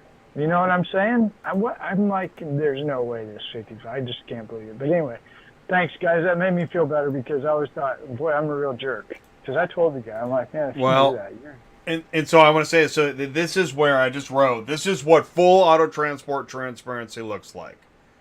Like, every nobody's safe right now because you might be like, man, that's my setup. Well, you're hearing from experts some of the downsides of what your setup has to offer. And well, Larick's right. That thing's not going to have a motor or a transmission. No, I don't know if it'll make it either. You know what's interesting? I don't drive. I don't own. I don't ship cars. But I feel like I already knew that. Like, even I knew that. Right? That's crazy. You are going to... I mean, that 5,500 Ram's got to be, what, $110,000 now? Yeah, that's the Around other there? thing. You can go buy a truck that'll do the job for 5 years with 500,600,000 miles on it and still go away for under, what, 50 grand, maybe? You can go buy a small tractor with air brakes on it for $30,000-$40,000. All right, It's so a lot cheaper. let's help this person out. Yeah. Why not? Why aren't they looking at a tractor? What's the fear? I got a funny feeling it's CDL. Yeah. I think they probably have a CDL for that, but listen, it's a lot easier to walk into a new car dealership, right, and get financing for a new pickup than to go to a bank and get financing for a piece of equipment if you've never been in business. Problem?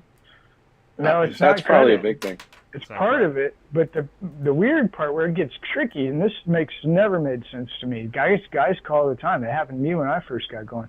You go in, you got great credit, you got the business. Okay, I need a semi. Well, we don't do semis. What do you mean you don't do semis? No, we don't finance. Why? Well, because of the trucking industry crash 10 years ago, and we never did it again. We got hung with a bunch of trucks that we don't even know anything about. You guys ever hear anything like that? Yeah, but I mean, PACCAR stopped financing car carriers in 2000. What was it, John? 2009, 2010. They wouldn't finance. They got stuck with so many trucks. That's why. It's not an easy business, right? Okay, So- well, go ahead, Jay. Well, what can this person do then? Okay, so hearing this, let's say they say, okay, you got me. I'm gonna look for a semi. I'm gonna go into the tractor. I'm gonna try to learn more about CDL. Where can they go to continue this conversation? Is there a place to go? I mean, if they have funding, you can go on a truck paper and look at all the used trucks you want. Okay. You know, but That's good advice. You can get a nice, like I said, single axle tractor. Maybe Brian Got a Riker more- and Live Carrier Advice can come. I mean, you know what I'm saying? Like, who's the mentor on this? Is there one?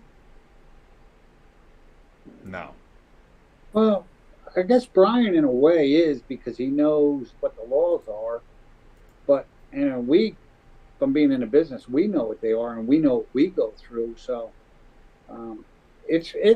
we see it a lot. We just see it. Everybody trying to get away with having a CDL driver in a truck, and most of the people that I've explained it to and said, "Look, it's just not worth it," or they tried it, they came back and said, "No, you were right," because it's just too many headaches. Well, so is there a $5,000 program to learn more to go? You know what I'm saying? Like, what is there a solution here, or is it Your channel, because you're educating these people. If they would listen, they would understand what we're trying to say. We're not telling them not to go into business. I'm not telling anybody not to go out and try it. I'm just trying to say that, don't spend a lot of money to get into this business to make sure that you like it and do a good job. And then you'll find out what it's going to cost you. And eventually, they might buy better equipment, something that's going to handle the weight, and they'll get the wear and tear out of it. All right, I'm going to bring up another big subject. Anything to add before we move on to the next big subject? Yeah, tell them step number 2: don't buy the Ram and don't hire a dispatcher service off of Facebook, because that's all that's on there nowadays. Stick with that. Let's do dispatching. Thank you. I didn't even have that here on this list. Please add more. What are you seeing? What are you thinking? I really want to know. I mean, I see these guys asking for a dispatch service and they have a 7-car carrier, and you're putting your revenue in the hand of somebody else that's doing it for 10 or 15 other people. Maybe they have their own trucks too.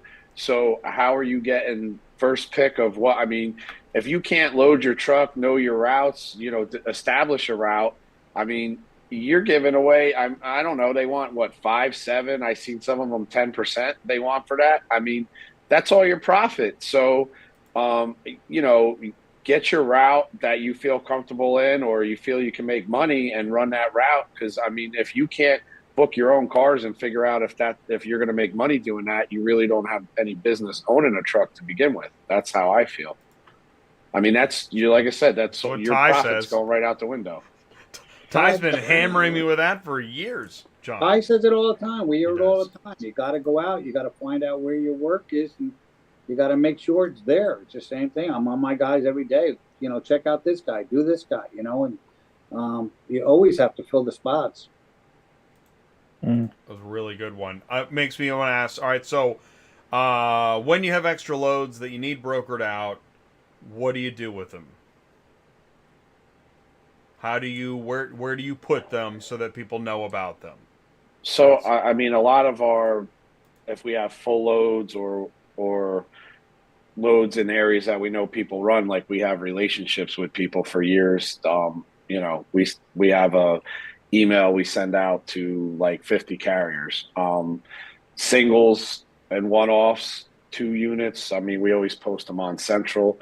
There's some areas where we know guys that run it, where we'll just call, we don't really do a lot of work with them, just those 1 or 2 units, but they've always done a good job. But I mean, most of the time our one-offs are going on Central. Our truckloads, or if we're busy in a new car yard, I mean, that goes out email, because, we know those carriers and they've done a good job, and we know what kind of equipment they have, and that they have good insurance, and, everything else. That's what we do. I don't know exactly what John does for all his stuff, but Well, we're pretty much the same. What we do is we have our carriers that we use on a normal basis. So we'll always try them first, see if they can do it. If they can't do it, our last resort is also put it on Central. But unfortunately, you put it on Central, you start getting phone calls, and it does work. Okay. And so there, and that's where, yes, Ty. You're muted. Courtesy. I was going to throw this to both you guys, not just to like planting the seed, no conversation, but I've been talking to a lot of guys that seem to be having some decent success with, I believe it's Super Dispatch Load Board. Have you guys ever posted anything on that one yet? No, we have not. Okay. We've used the app before when we were required to, if we subhauled a load, but we haven't posted anything on it. I'm going to be doing some more homework on that, and maybe shoot you an email or something, whatever. But I think that'd be a good one. Okay, sorry, keep going. No, and that gets into that really does get into, and this is interesting because we just learned something about awareness, didn't we? Because Derick, you knew there was a mobile app. Did you know there's a load board? Yeah, I knew there's a load board. Oh, you did know. Okay. So when it goes on a Central, how do you feel about that? Do you worry? Is it whatever? Is it reliable? I really want to know. I mean, listen, we've had some horror stories about dealing with people picked up cars, 5 or 6 days later, still isn't delivered. They were supposed to deliver in 2 days. They won't pick up the phone. I mean, what are you going to do? There's nothing you can. They won't pick up the phone. They won't pick up the phone. I mean, I've dealt with it on a Saturday afternoon. Okay. But that's the thing. It is what it is. Is that right? Yeah. I mean, that's crazy, isn't it? It is. It's weird. We try to vent them as best we can, but we're at their mercy. We got to hope that they're going to do what they say they're going to do. Okay. Yeah, and I mean, listen, most of the carriers, have been good, but you just never know, and you hope it's not that important car that one of your dealers bought for his wife. That Escalade that had 5,000 miles on it, he's like impatiently waiting for, because I've had that happen on Central too. Yeah. Well, see, this is where the carrier is like, man, I wish I could just get the carrier to understand something. Because Derick, I know it's Saturday, you're trying to take the day off, your wife's been needing time, the kids need time, whatever it is you're doing, and the dealer calls you, hey, my customer says that the guy's not there. You're like, I don't know if you do that, but I was used to do like a jolt, like, oh no, crap. You start trying to call the guy, doesn't answer, text the guy, doesn't answer, and just next thing you know, you're into 6 hours of this, and the guy that originally called to get you going, he's now escalated. The thing's just blowing apart. It seems all because some guy can't answer his phone. It's insane. Yeah, well, and listen, the whole thing's communication. Because believe awesome. me, like we've had it happen to us. Yeah, I'm just your truck broke down. You know, you had to wait overnight for a car. You know, whatever, you got sick, just let us know. So, you know, like you avoid and dodge the calls like that. And, you know, that starts enraging you after a while. Yeah. I mean, you get to the point where you start using bad words, right? But here's what I said the other day. I'm going to say this as much as I can because I think people need to hear it. And I think you two guys would really agree. But here's the thing. If you know, as a carrier, as a driver, you know, I promise you, you know when there's a problem. You're the first person to know about it. Whether that's something you did, an accident, it doesn't matter. There's somebody waiting on me on the other end. There's a problem. I'm not going to make. That's the exact time you stop everything and make that phone call. Am I right or wrong? As a carrier, doing a job, whether that be for a dealer, a broker, another carrier, whatever it is you're doing, as soon as you know, man, I'm pretty sure I told him this and it's not going to happen, that's when you make the call, right? Right. I mean, we've had guys call and say, hey, I'm going to be a day late, but that doesn't really happen often. But when they do, you appreciate it. It's like a breath of fresh air. There is still good people out in the world, right? You know, but yeah. I mean, there's been nightmare stories that I've had happen to me and friends of mine have had happen, you know, where you can make a reality show over it, over some of the stuff these people have done. And the whole thing was like Derick said, as long as they call us and tell us, we can call the customer and calm the customer down because they're the ones that are going to be calling us. They're going to be calling, where's my car? I'm sitting home. You know, in my case, my Florida people, I don't know what their problem is, but they always want to put their medication or something in their car, and they're screaming at us, "I need my medication." Well, you should have never put it in. We tell you. I've heard of that before. It's crazy. You know, and I'm saying this is just crazy. Why are you doing that? But you know, and then we got to deal with the transporter, get them there. And, you know, like you said, the worst we have them. Question in the live chat. Thank you so much. Are there any tips for new guys at auctions and Copart? Auctions, have your gate passes when you're going. A Copart, I don't know. I haven't been to a Copart in 20 years. Yeah, well, Copart also, just everybody knows, Copart's got a load board. So, you know, you can basically... really? Copart? I didn't know that. Copart is a load board. Yeah. I mean, I'm not saying that's not true. That'd be cool. I think I'm wrong now. No, I think they do. I don't know. No, but, I think they do because we signed up for it for a while and we went off of it. Well, I'll tell you, it's interesting because, and then Sue on Thursday, I can't even, AutoStat, there's like a site where you can check salvage vehicles because IAA, yeah. These are the things. Oh, if I only knew them offhand. But yeah, auction, gate pass, Copart, make an appointment. Find a way to make that appointment happen too. I mean, I think that's pretty well. What if you had to make an appointment at the port? My gosh, how would you do that? That's right? Awful. That is awful. Skip a lot of times it. Pass. A lot of times you have to make an appointment at the port. And then your guys get there, and if the paperwork's not right, then they're sitting there waiting for that. So attention dealers. Once again, like what I like about covering this information is, you know, you thought whatever you thought, whatever your expectations were, and whatever your customers' expectations were about this whole system and its affordability and timeliness. Yeah, go ahead and ratchet that down a couple steps, because this is way more complicated. Like, I needed to say that. All right, here's my big topic of the night. You guys ready? Drum roll, please. Let's go. Hit us with us. All right.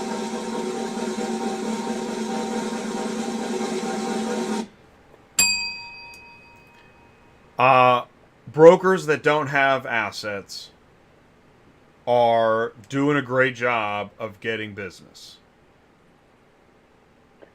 How do asset-heavy car haul businesses in general feel about some of that?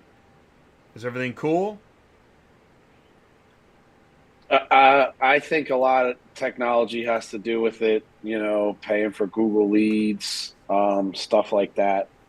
I mean, there is a place for brokers. I mean, some of the OEMs we talk to, they like using brokers sometimes, like when volume spikes all of a sudden. But also when volume spikes and there's a lot of work and there's a lot of things for an asset carrier to pick from, you know, the highest price, money moves cars.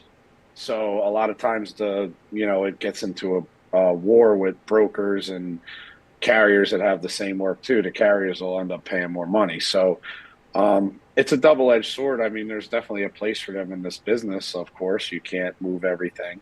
But I feel there's a lot of people investing in a lot of technology out there to get some of this work. I mean, we get phone calls to move POVs all the time. Here, we don't move them unless it's for like a good friend or something, and we tell them up front, like, we're not moving it on our own truck. But there's brokers out there that are paying for leads and paying for them phone calls. But POVs is something we don't get involved in. It's way too much work on the office end for us. So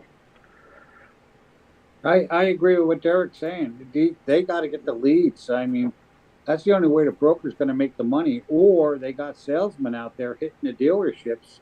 But even with the dealership, when they're buying them online and they're getting them from the auctions and stuff, the auctions are setting up or giving them the information for the transporters anyway. Am I right on that, Derick? yeah, I mean, I don't know. Some of them are. I mean, listen, on Ready, when you buy a car online, it's right there. You can click for a quote for Ready, click for or Manheim online, I should say. You can click for a quote from Ready. You can click for a quote for probably a Certus. There's probably like 8 different options there where you can get an instant quote. So, I mean, that's today's society too. Like, they just want to click a button and that's it. They don't want to speak to anybody or have to call 3 different people and get a quote. But some dealers, well, most dealers, I should say, money's all that matters. Other dealers, you know, it's a relationship or trust. You know, they're not willing to sell you out for $25 a car. But a lot of times when it's a new customer, it's like, oh, how cheap can you do it? This guy does it for this. Right. And it goes right back to what we were talking about before, like when Derick and Cindy used to sit at the auctions and they had a table there. At least they knew the buyers. The buyers would come to them, you know, give them their gate slips, and then they would load them up and deliver them. But with that disappearing now, it's just getting harder. It's just, like I said, once they go online, the auctions are telling them who to use to transport the cars. I mean, here's another thing. Some people put their transportation on a floor plan, right? Like, it's the craziest thing in the world. They're paying money every day for the transportation. I'll give any franchise dealer or a big car dealer, you know, a 30-day free floor plan. Here's your invoice, pay in 30 days. There's no interest on it. So, I mean, sometimes they're throwing money out the window. Yeah, and I always wonder where those quotes are coming in at. Have you ever seen any? I've had quite a few of my dealers tell me that brokers emailed them, knew they bought cars at that auction that day, and hey, we can get it there, you know, let's say between $350 and $375 a unit. You know, they don't respond to it, or some of them say I already have a carrier. So, I mean, that feels good when they're not willing just to sell you out to somebody else, like you have a relationship with them. They've most of the time, you've done a good job. A truck may have broke down here or there, but you communicated with them and they've been loyal. I mean, we have some customers that have been with us, since we started in 2011. We have many customers that we've had since 2018, 2017. They've been with us before COVID, stuck with us through then. And, so I don't know. People change jobs a lot too. You get your used car buyers or used car manager. They sometimes it works out because you get the business where they went to and the person where they were at uses you too. And sometimes the business is gone forever. Yeah. And the other thing I found out too in our area here is our auctions in this area are offering to pick up the cars from the dealership. They're paying for the transportation to get them to the auction. Yeah. Yeah. That was always a big deal when I had mine. I always said, drop their pants. They will pay for transportation to get them here. If you don't sell it, you pay to get it back.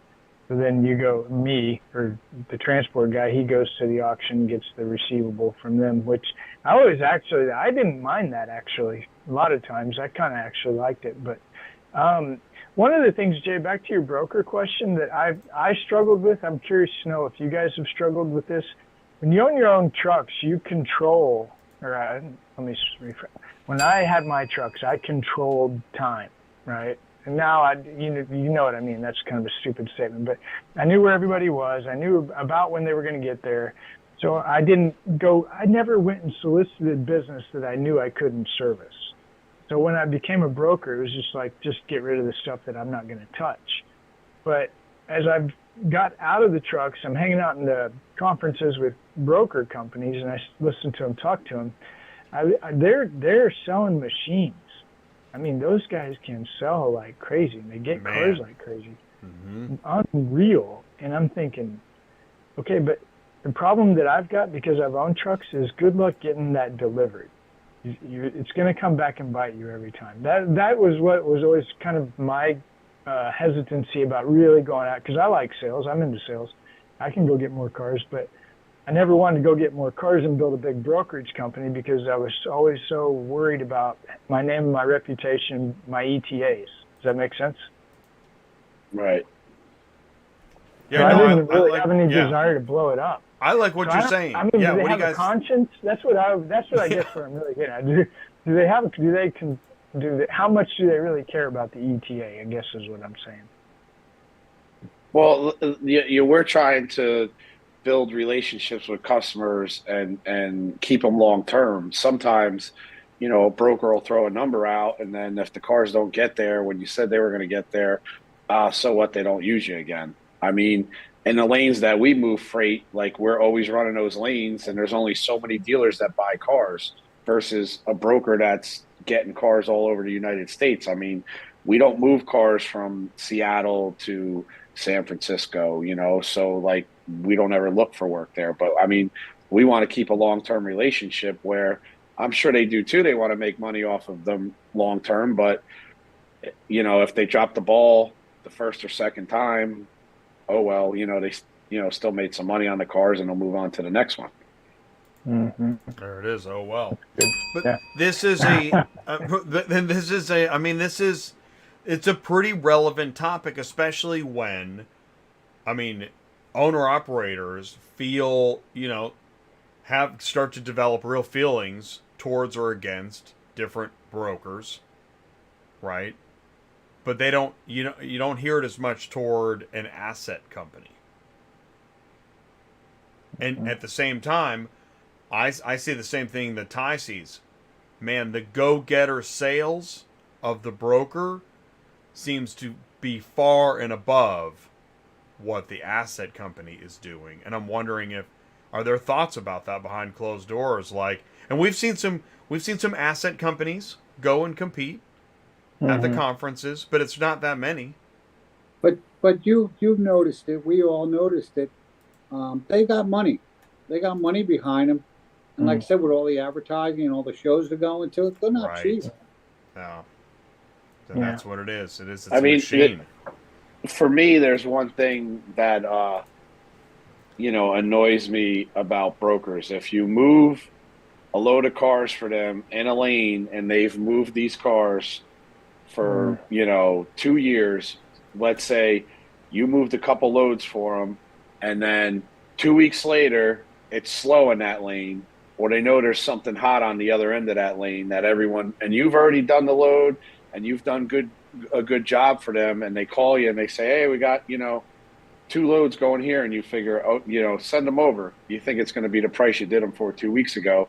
Then they send them over and it's $40 a car cheaper. And they're like, oh, well, the customer doesn't want to pay this much. I mean, we just moved the cars 2 weeks ago. Like, are you that much? You're all about the money at that point. You're not worried about a good job being done, because if we did the good job before for you and there was no problems and you paid a fair rate, now you're trying to take advantage of us. And that's one thing that really annoys me about relationship with brokers. And it's your big ones. It's your big ones. Like, there's some brokers I've worked with. I mean, I knew him when he worked somewhere else, then he started his broker business. Now he's got like 5 employees, but he'll still call me on my cell phone. He don't ever take advantage of me. It's your top 5 brokers, big ones out there, and I'm not going to name any names, but they take advantage of the market all the time. And there's, when capacity flips around and you see that price going up every day, on Central, then you just sit back and laugh and be like, if you would have, been fair and honest with me the whole time, I would have moved the cars for you for what I did last time, which is $30 less than what you have it posted for. Yeah. I think that's fair. That's a good point. Is there a solution here? Is it would be just honor that rate that I did it at before? Would that be the solution? Yeah. I mean, if I agreed to it before and we did a good job, don't tell me that all of a sudden your customer's paying, $40 less a car 2 weeks later. I'm not buying it. Fuel's not dropping that much in 2 weeks. But Jay, this is where you dive right in. Okay, right here. This is where you get into Thursday dispatch, because this is a broker, whether it was a direct relationship or they found it on the load board, somebody called somebody had already done the work for somebody. Now, if it's one of these big ones that I hear you guys talk about Thursday on Dispatching Live, where it takes 2 hours to get to a person. Well, and this we're is not what, doing that. We're not doing that. And who was it that decided the customer wants to pay less? And by the way, how did the customer get to be the one to decide? Right? Yeah. I know it's not popular, but hey, you all wanted transparency, right? Yeah, but remember that one show that you were talking when you had the one broker on there and he was complaining about the other brokers with the prices? And I think what ended up happening is they're actually cutting the rate to get the work. Yeah. And I've heard that. Right. We've heard it too. Yeah, we've heard that day, because I had said to him, we had said, well, where did you come up with your rate? We know where he went to go get his rate. So the market's never going to go up if they keep doing that. That's bad. Well, I tell you, one of the best parts of this conversation, I loved it all, but I really enjoyed hearing Derick and John talk about the car market. Those stats you threw down, Derick, those are beautiful. Yeah. That's some awesome. I don't need to know where you got it, but that is cool. Super cool. And very interesting what's going on in the used car and new car market. Yeah, so the takeaway, if you're a new guy or maybe just kind of getting in here, is these are veterans, John and Derick, and they've got a lot of trucks and they've got a lot of experience, and this is what they do every day. And if you're watching this and you're listening to them, they're watching the market, the used car and new car market. They understand, right, what's going on. There's a shortage, so they're looking at different ways to find more business. They've got sales guys going to auctions. They've got relationships with their dealers. I mean, this to me is the perfect picture of what a car hauling company looks like today in 2023. Cool. Right. The other thing we have to worry about is EV vehicles. I mean, that transition's happening. I do a lot for New York City, and they're switching everything over to electric, and we're finding out, that stuff is heavy, you know. So we've had to readjust our loads on that. It's just a transition that nobody's ready for, you know. I want to know what's going to happen when a guy's got a couple dead ones on his vehicle. How are we going to get them off? What are we going to do? You use Chat GPT and tell it to move itself off the. Okay. I think what would be cool if you do run across that, John or Derick, if you get a hold of Jay or I, that's really good information on how do we do it, because I don't know. I haven't heard anybody say they've had Right to now, do it. people are guessing. Yeah, exactly. No, that's true. If What do you do? Let's talk about the coalition for a minute. Are either of you tapped into the coalition of electric vehicles, the CEVT? No. We're gonna be learning more about that. But on the EV point, to Ty's point, like a car conference later this month, consignors, remarketers expect to be learning more about not only selling EVs but The infrastructure. transporting them, and they, yeah, the infrastructure. That's right. Yeah. When you get a chance, Yeah, go ahead. when you get a chance, look into what rules and regulations states have on electric vehicles. When there's an accident and they have to be stored in a tow yard, whether they're getting picked up, brought to a body shop, or brought to a Copart. I mean, they can only they got to be so far away from another vehicle. So what is that doing? That's eating up real estate, which nobody has a abundance of, and The lot is already full. Gonna send storage prices through the roof for those cars. Mm-hmm. Yeah, I didn't even think about that. Well, I would think that the OEM guys kind of got it pretty much figured out. I think the used would be my big concern. Have you guys hauled new EVs, either of you? Yeah, we have. I mean, we haul some on the new car side, of very few. One manufacturer that we haul for just launched a EV model this past weekend.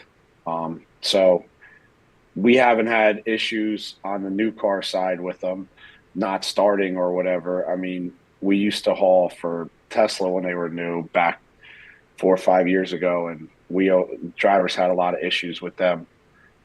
And you didn't know what to do if it wouldn't start. It's not by the charging station. It's 10 o'clock at night. No one else is there. But we haven't had any issues really now with new cars sitting in the port or rail yard electric ones.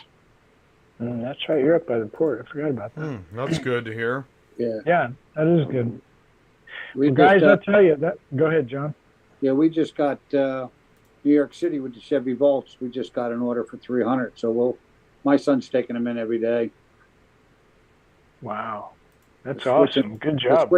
They're switching everything over in New York, and New York doesn't even have the infrastructure for it. They have no way to charge these things. Well, I didn't not too excited about the EV, but I am excited that you got an account with a lot of cars to move. That I get excited about that. Yeah, and I didn't have that 6 months ago, and all of a sudden they sprung all this on us, which is really helping. Good. Well, we sure think about you a lot, John. I know that. Derick, I'm going to start thinking about you guys now. That's awesome. Not that you really need it, but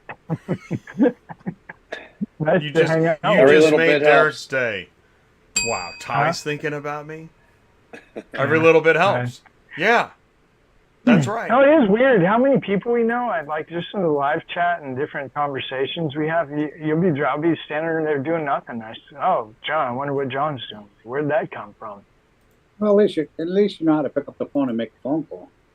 Shoot a text. How you doing? Yeah. Likewise. Your phone must ring all day long. Mm-hmm. I think it does. Better his than mine. You keep giving his phone number out. I know, not mine. That was a setup. A long time ago, that was a setup. One day I said, one of the best decisions I ever made. That phone? No, that doesn't have a ringer. Yeah. Well, guys, that was really cool. I really appreciate it. Really appreciate it. Thank you for John, we're gonna see giving you in us a couple so weeks. much time tonight. Yeah. Yeah, Derick, what's your schedule? Are you going to be at any conferences? No, I'm actually sending one one of my employees, Rich, out there for the conference. So hopefully you good. get to meet him. Yeah, please. Which conference? Just to be The certain. car conference. You're going to send Yeah. Rich out to car conference? Yep. Yeah, Yep. okay. Well, shoot. We got it. Yeah, we want to meet Rich. Is he in your organization? Yep. He's Yeah. my used car Sales guy. salesman. Fantastic. Okay, Used awesome. cars. Look forward to meeting Rich. That's great. Rich, yeah. Rich. So, John, do you know Rich? Yeah, I do. Okay, good. So you'll connect us. Good. Maybe Awesome. Yeah, maybe he that's can great. have a question in the pop up in the audience on Thursday. Yeah, we got Right? a couple plans. Rich. I don't know. Rich has got some wild ideas sometimes. I don't know. Great, if you that's wanna what we're share his looking ideas. for. We Yeah. want the wild guy. I'm not looking for a question. I'm looking for a wild idea. That's what I want. There you go. That's great. Thanks, Derick. Thanks, John. That was If, really there, cool. I mean, if there isn't any other questions that anybody else had out Oh, there, yeah, I don't know. Well, other than how long does an EV burn? Really? I mean, most of it, I think we covered a lot of it. I mean, there's a lot of comments and hints at different things we touched upon. There was a question, should I get a TWIC card? I said, if you're near a port, anything to add? Should I get a TWIC card? Right? Yeah. I mean, you can't go wrong getting a TWIC card. That's what I was thinking. They may not know. Is there a lot involved to get your TWIC? Right? I It's a mean, you background go, check. you fill out the paperwork, and they run a background check on you. but Time. then How they long does it take? Fingerprinting. Fingerprinting too. I don't. The whole process is probably less than an hour. I mean, I've had drivers that already had a TWIC card for, I don't know, 10 years, and they renewed theirs, and it took 3 weeks to come in the mail. My daughter went and got hers in Delaware, and it was at my house 2 days later. No. Yeah. Okay. Yeah. Don't make a YouTube video about that. No. Everyone will assume it's 2 days. No, I thought No. I thought it was weeks, maybe months. Sometimes I've had drivers that Depends. expired, and they went and renewed it, and it took over a month to get it, and they already had one before. Exactly. Okay, so anywhere between 2 days and a month. Yep. It all depends on the center that you go to, I think, how Okay. busy they are. Okay, that makes sense. Is there a fee? Yes. There is a fee. Oh, yeah. What documents do you want to It's under bring? 200, I Do you think. need like birth certificate? I don't know. Yeah. Yeah, I think birth certificate, social Driver's security license, card. I don't a remember. couple pieces of mail. So Yeah. multiple pieces of identification. But almost TWIC the card same is as good the though. TWIC. All the states are going to real ID. You can fly. You can get on an airplane with a TWIC card, and you Right. get. Ooh. Can you vote? Yeah. I don't think. come on. You know, No, don't get in politics, Jay. Jeez. We're going to have to move this Can you down get to a Rumble. No, but Ty, can you get a booster shot? See what I did there? Good job. Well, the thing, Didi asked something real quick before you go. Access to auctions. Did you see that question? DDDD? Triple I D? did see DDDD had, yeah. Is I it got beneficial an for, answer to that. is but it I wanna- beneficial for a carrier to have access to the inside of the auction? That's a really good question. Thanks. Okay, I'm not going to answer it. I want John and... I'll read it again. Is it beneficial for a carrier to have access to inside of the auction? I mean, yeah, it's not going to hurt. That's for sure. I mean, you can go in and shake hands. Talk How to do you people. get I mean, access? Can you- if they're Yeah, a you can get dealer, they can bring them in with them. But you can go inside and meet people, shake hands. Some guy, you can see the people that are like zoned in that don't want to be bothered, but some people like to talk. Oh, there are a lot of talkers at the auction. If you can't get inside where the lane... So here's what my answer is. Yes, getting into an auction is going to be the best experience for you and your car hauling experience. What do you do when you get there? Well, first we got to figure out, how do we get in? So first question is, do you know a dealer? You can get in with a dealer because it's dealer only. If you try to go through these two doors right here, there's usually a cop or a security guard with a taser or a gun, and you don't just walk in, the ones I've been to. So if you can't get in the front door, you got to go in with a dealer, or you got to just break in. And especially I think up where you guys are, they're pretty serious about don't go in there unless you got a bidder badge or you're a vendor. And I think if you're a vendor, at least where I'm at, you can get permission to go in, but sometimes you may even have to pay for that. Just depends. Right. So did I get it close? Is that kind of the way it works over there? Yeah. Yeah. Pretty much the same way here. You know, Mm-hmm. you got to know somebody to get into the auction. Yeah. And I know that, Tommy, you like to go to the parking lots a lot, but the only thing you're going to meet there is transporters. Yeah, for sure. I've met some dealers, but I hang out in the transport parking lot for the shows. Now, the auction, I still get in the auction just because I've been here forever. But when I had my transport company, I got a wholesale license because I damaged cars, and I would just buy them, and I just send them to the auction. Eventually, I ended up, did you do this? Yeah, we've done plenty of that. Yeah, you know. Yeah. I found out to have a dealer's license when I first got started, to have a dealer's license, you had to have a physical building. So I just had a little 1-ton 3-car in a house. Nowhere to park cars, nothing like that. So I couldn't get a dealer's license because you have to have these requirements. But you could be a wholesaler anywhere. So, and the wholesaler got me inside the auction. So once I got a wholesaler's license, nobody could mess with me. And when I say that, I got kicked out of a lot of auctions.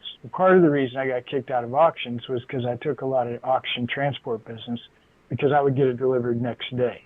And so they didn't really appreciate that, maybe the way they should have or whatever. But anyway, it turned out good is my point. So if you can get into an auction, yes. If you don't have a dealer's license, you're going to have a problem. Have a friend. When you do get inside, what I do is I just say, where are you from? To everybody. Because I want to build a lane. And he does this in elevators, and it works sometimes. Most of the time. Unbelievable. Yeah. Where are you from? Where are you from? Yeah. I can't believe how many conversations he gets going. It's nuts. Are you like the guy in the Progressive commercial that turns around and faces everyone in the elevator and the guy tells them face the front? Yes, that's Ty. Jay, it's gotten to the point now where Jay won't go in the elevator. Now it's a routine. I'm like, he does this.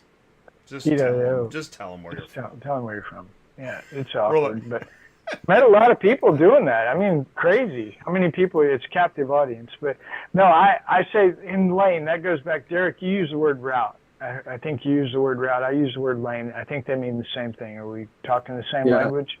Okay. Yep. So go ahead, one of you guys define lane route, just real quick. John, do you want to hit it or?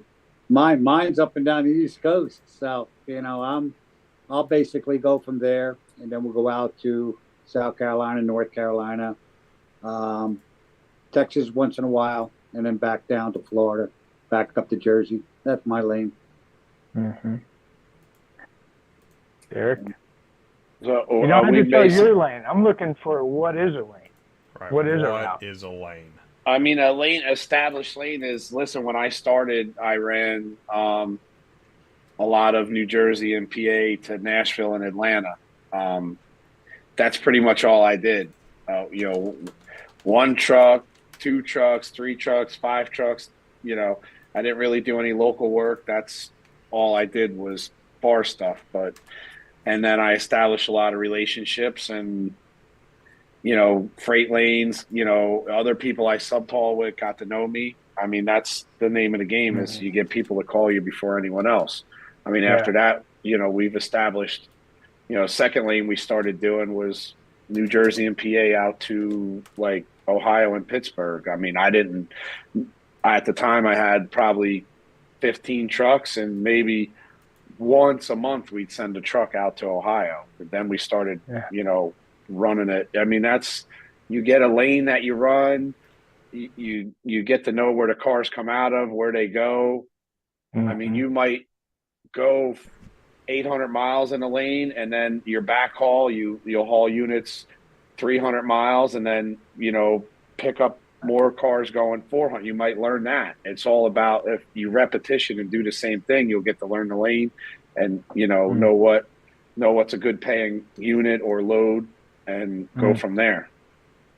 Awesome. So define short for me. You didn't run the short stuff. So what's short miles for you? 100, less than 100 mile. I mean, really, we didn't do anything less than 500 miles for a long 400 or 500 miles for a long time.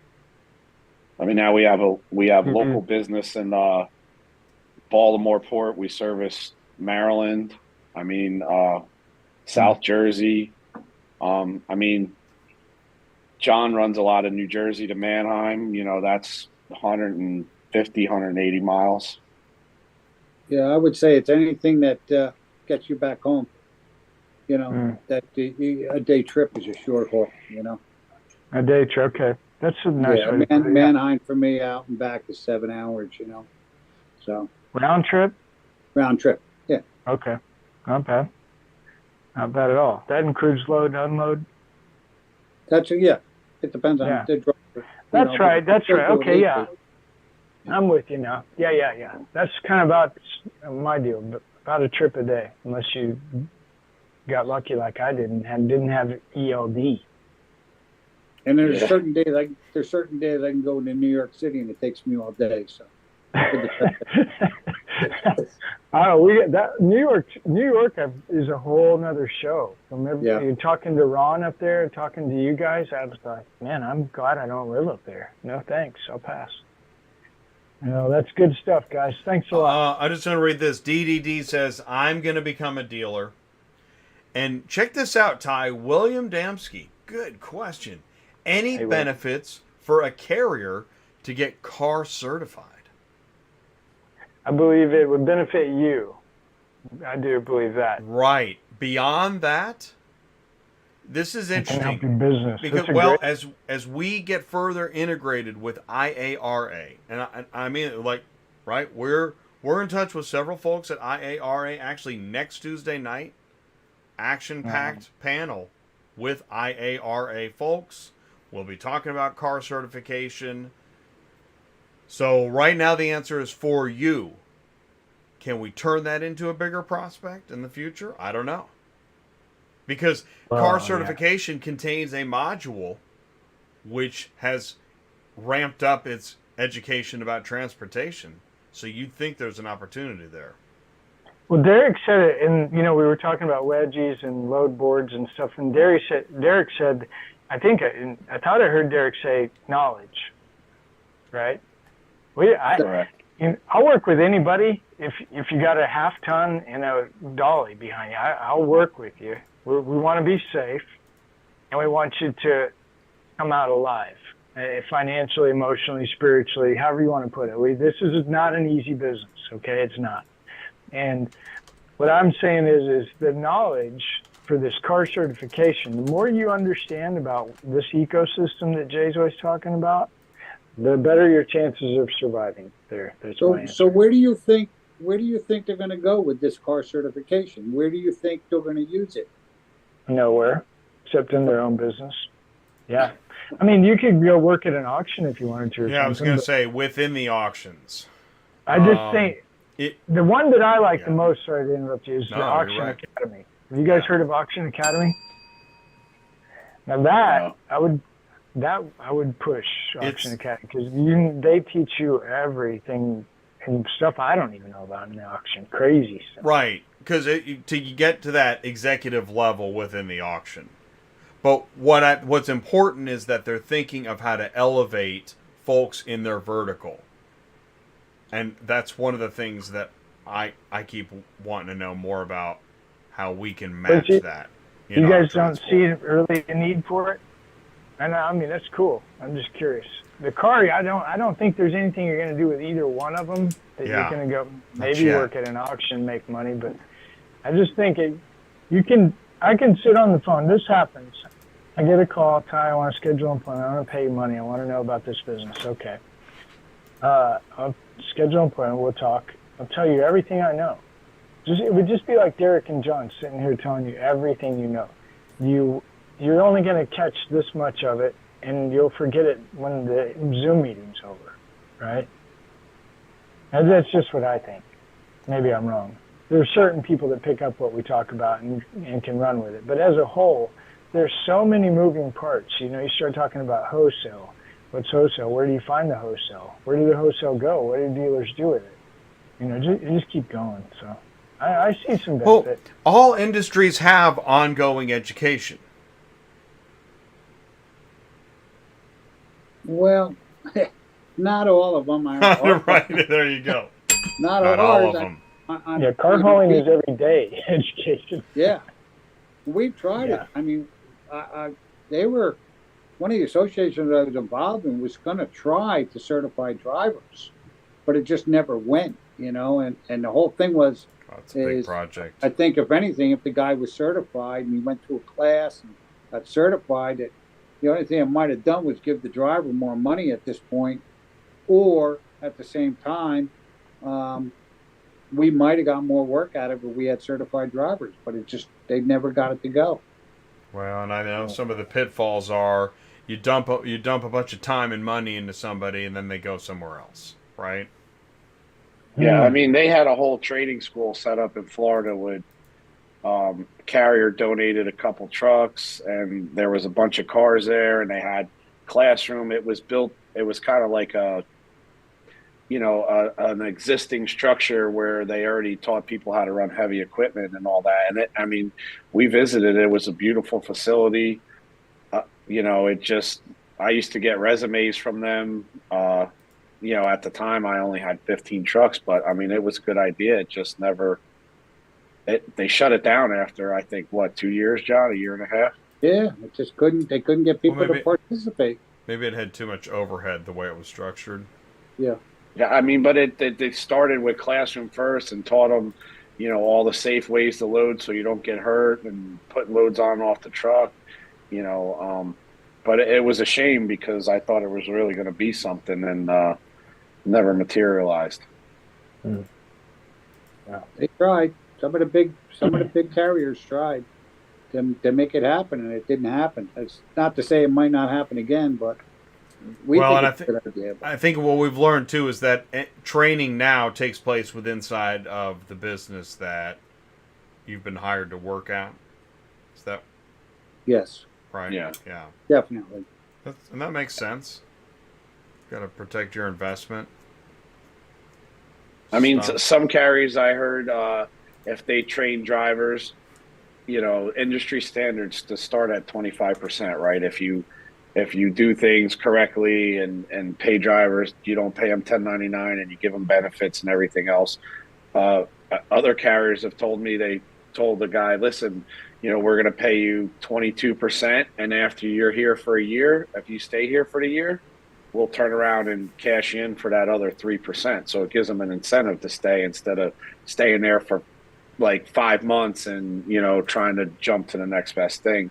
And now you've invested all this money and time, training them. That's one, a couple carriers told me they've done that and it's worked out well for them. And also on any industry comment, any industry would say that, yeah, if we train you, we want to retain you for a certain amount of time. That's a reasonable exchange. Right. I mean, because it does cost a lot of money to train somebody, whether you're, the hardest thing for us to not be able to trade anything is we only really have one local route where you're home every day. And we only have a couple drivers on there, and they're not really interested. The guys that were interested in training people for us, are running the road, and you got two guys that probably don't know each other in a truck, and you got to get a hotel every night, and then the driver's like, it's going to slow me down and everything else. That's kind of, if you had John had two brothers, and one brother just changed the other, trade the other one. That's a good scenario. I mean, they're all right with sharing a truck together and everything else, but it's kind of, hard training somebody on the fly when you're doing, 4, 5, 6, 700 mile loads. Yeah. Maybe there's I would not want to do that. maybe there's some content down the road where we can, I don't know how to finish that sentence, but maybe there's an opportunity there. So, Ty, we got these guys 40 minutes longer than expected. Can you believe that? I really can't. And I'm really thankful to you guys. It really means a lot to us. Thank you. Thank you so really much. Cool. I learned a lot tonight. It was really awesome. Enjoyed talking to the car hauler guys. My favorite gang. We'll have you again. How's that? Yep. And that's the thing is, You should have the microphone more often. Yeah, for sure. We'll bring you back, guys. Thank you. Thank you All very right. much. You're I'll see welcome. you in I'll see you in a couple weeks. Yeah, I'll see you in a couple Oh, weeks, yeah. John. We'll be Derick, make sure you Looking forward let us to know it. where Rich is at. We're going to tackle him. Rich. Yeah, he'll meet up Come with on, John Rich. Okay, and awesome. then introduce you guys. And anybody else, Awesome. get the word Yeah. out. We'll be there. Yeah, man. Have a good time. Thank Thanks, you. everybody. Say the word. Good night. Good night, Good John. night. Good night, Derick. Thank you Talk so to you later. much. All right, cool. Take care. All right, and that meeting is over. And got the links to. Let me put their links again. John Larick. Here is the link for Larick's, LarickTowing.com. Derick, Fine Line Transportation. Here's the link, FineLineTransport.com. You want to get in touch with their organizations, please do that. Everybody that jumped in the live chat tonight, thank you so much. Great conversation happening there. Okay, that's going to wrap up 285 on a Tuesday night. I want to thank Rapid Recon Superflow Systems, Ship Your Car Now, Ship.Cars, John Larick at LTI, and Derick Hopkins, Fine Line Transportation. Cindy, thanks for jumping in the live chat. DDD, William, Jeff Wyatt, Carlos, Silvermint, the one and the only Chris Chamberlain. Awesome. Oh, Chris James said hello. And we had some, Kendall Jones with the TWIC question. Good stuff. Really good stuff. So thank you. Thank you all for doing that. Next Tuesday night is, yes, Car Conference Energy with several folks from the IARA. You want to learn more about car Certified Automotive Remarketer Program and IARA. Please do join us. Tune in next Tuesday night. We've got accounts getting hacked on Dispatching Live Thursday. Not sure what we're doing on Cars in the Move Friday, but we do have those shows, so please do stay tuned. We'll be back several times a week. Live from Car Conference coming up in a couple weeks. Let us know how we can help. Send me an email, autotransportintel@gmail.com. Send in the news. Let me know what's happening. What do you want to share? What do you want to see more of? And what is Facebook saying? Of course, we want to know. We're dying to know. Thank you all so much. Here comes the car hauler. Stay safe, and we'll see you soon. Peace out, everybody. Thank you.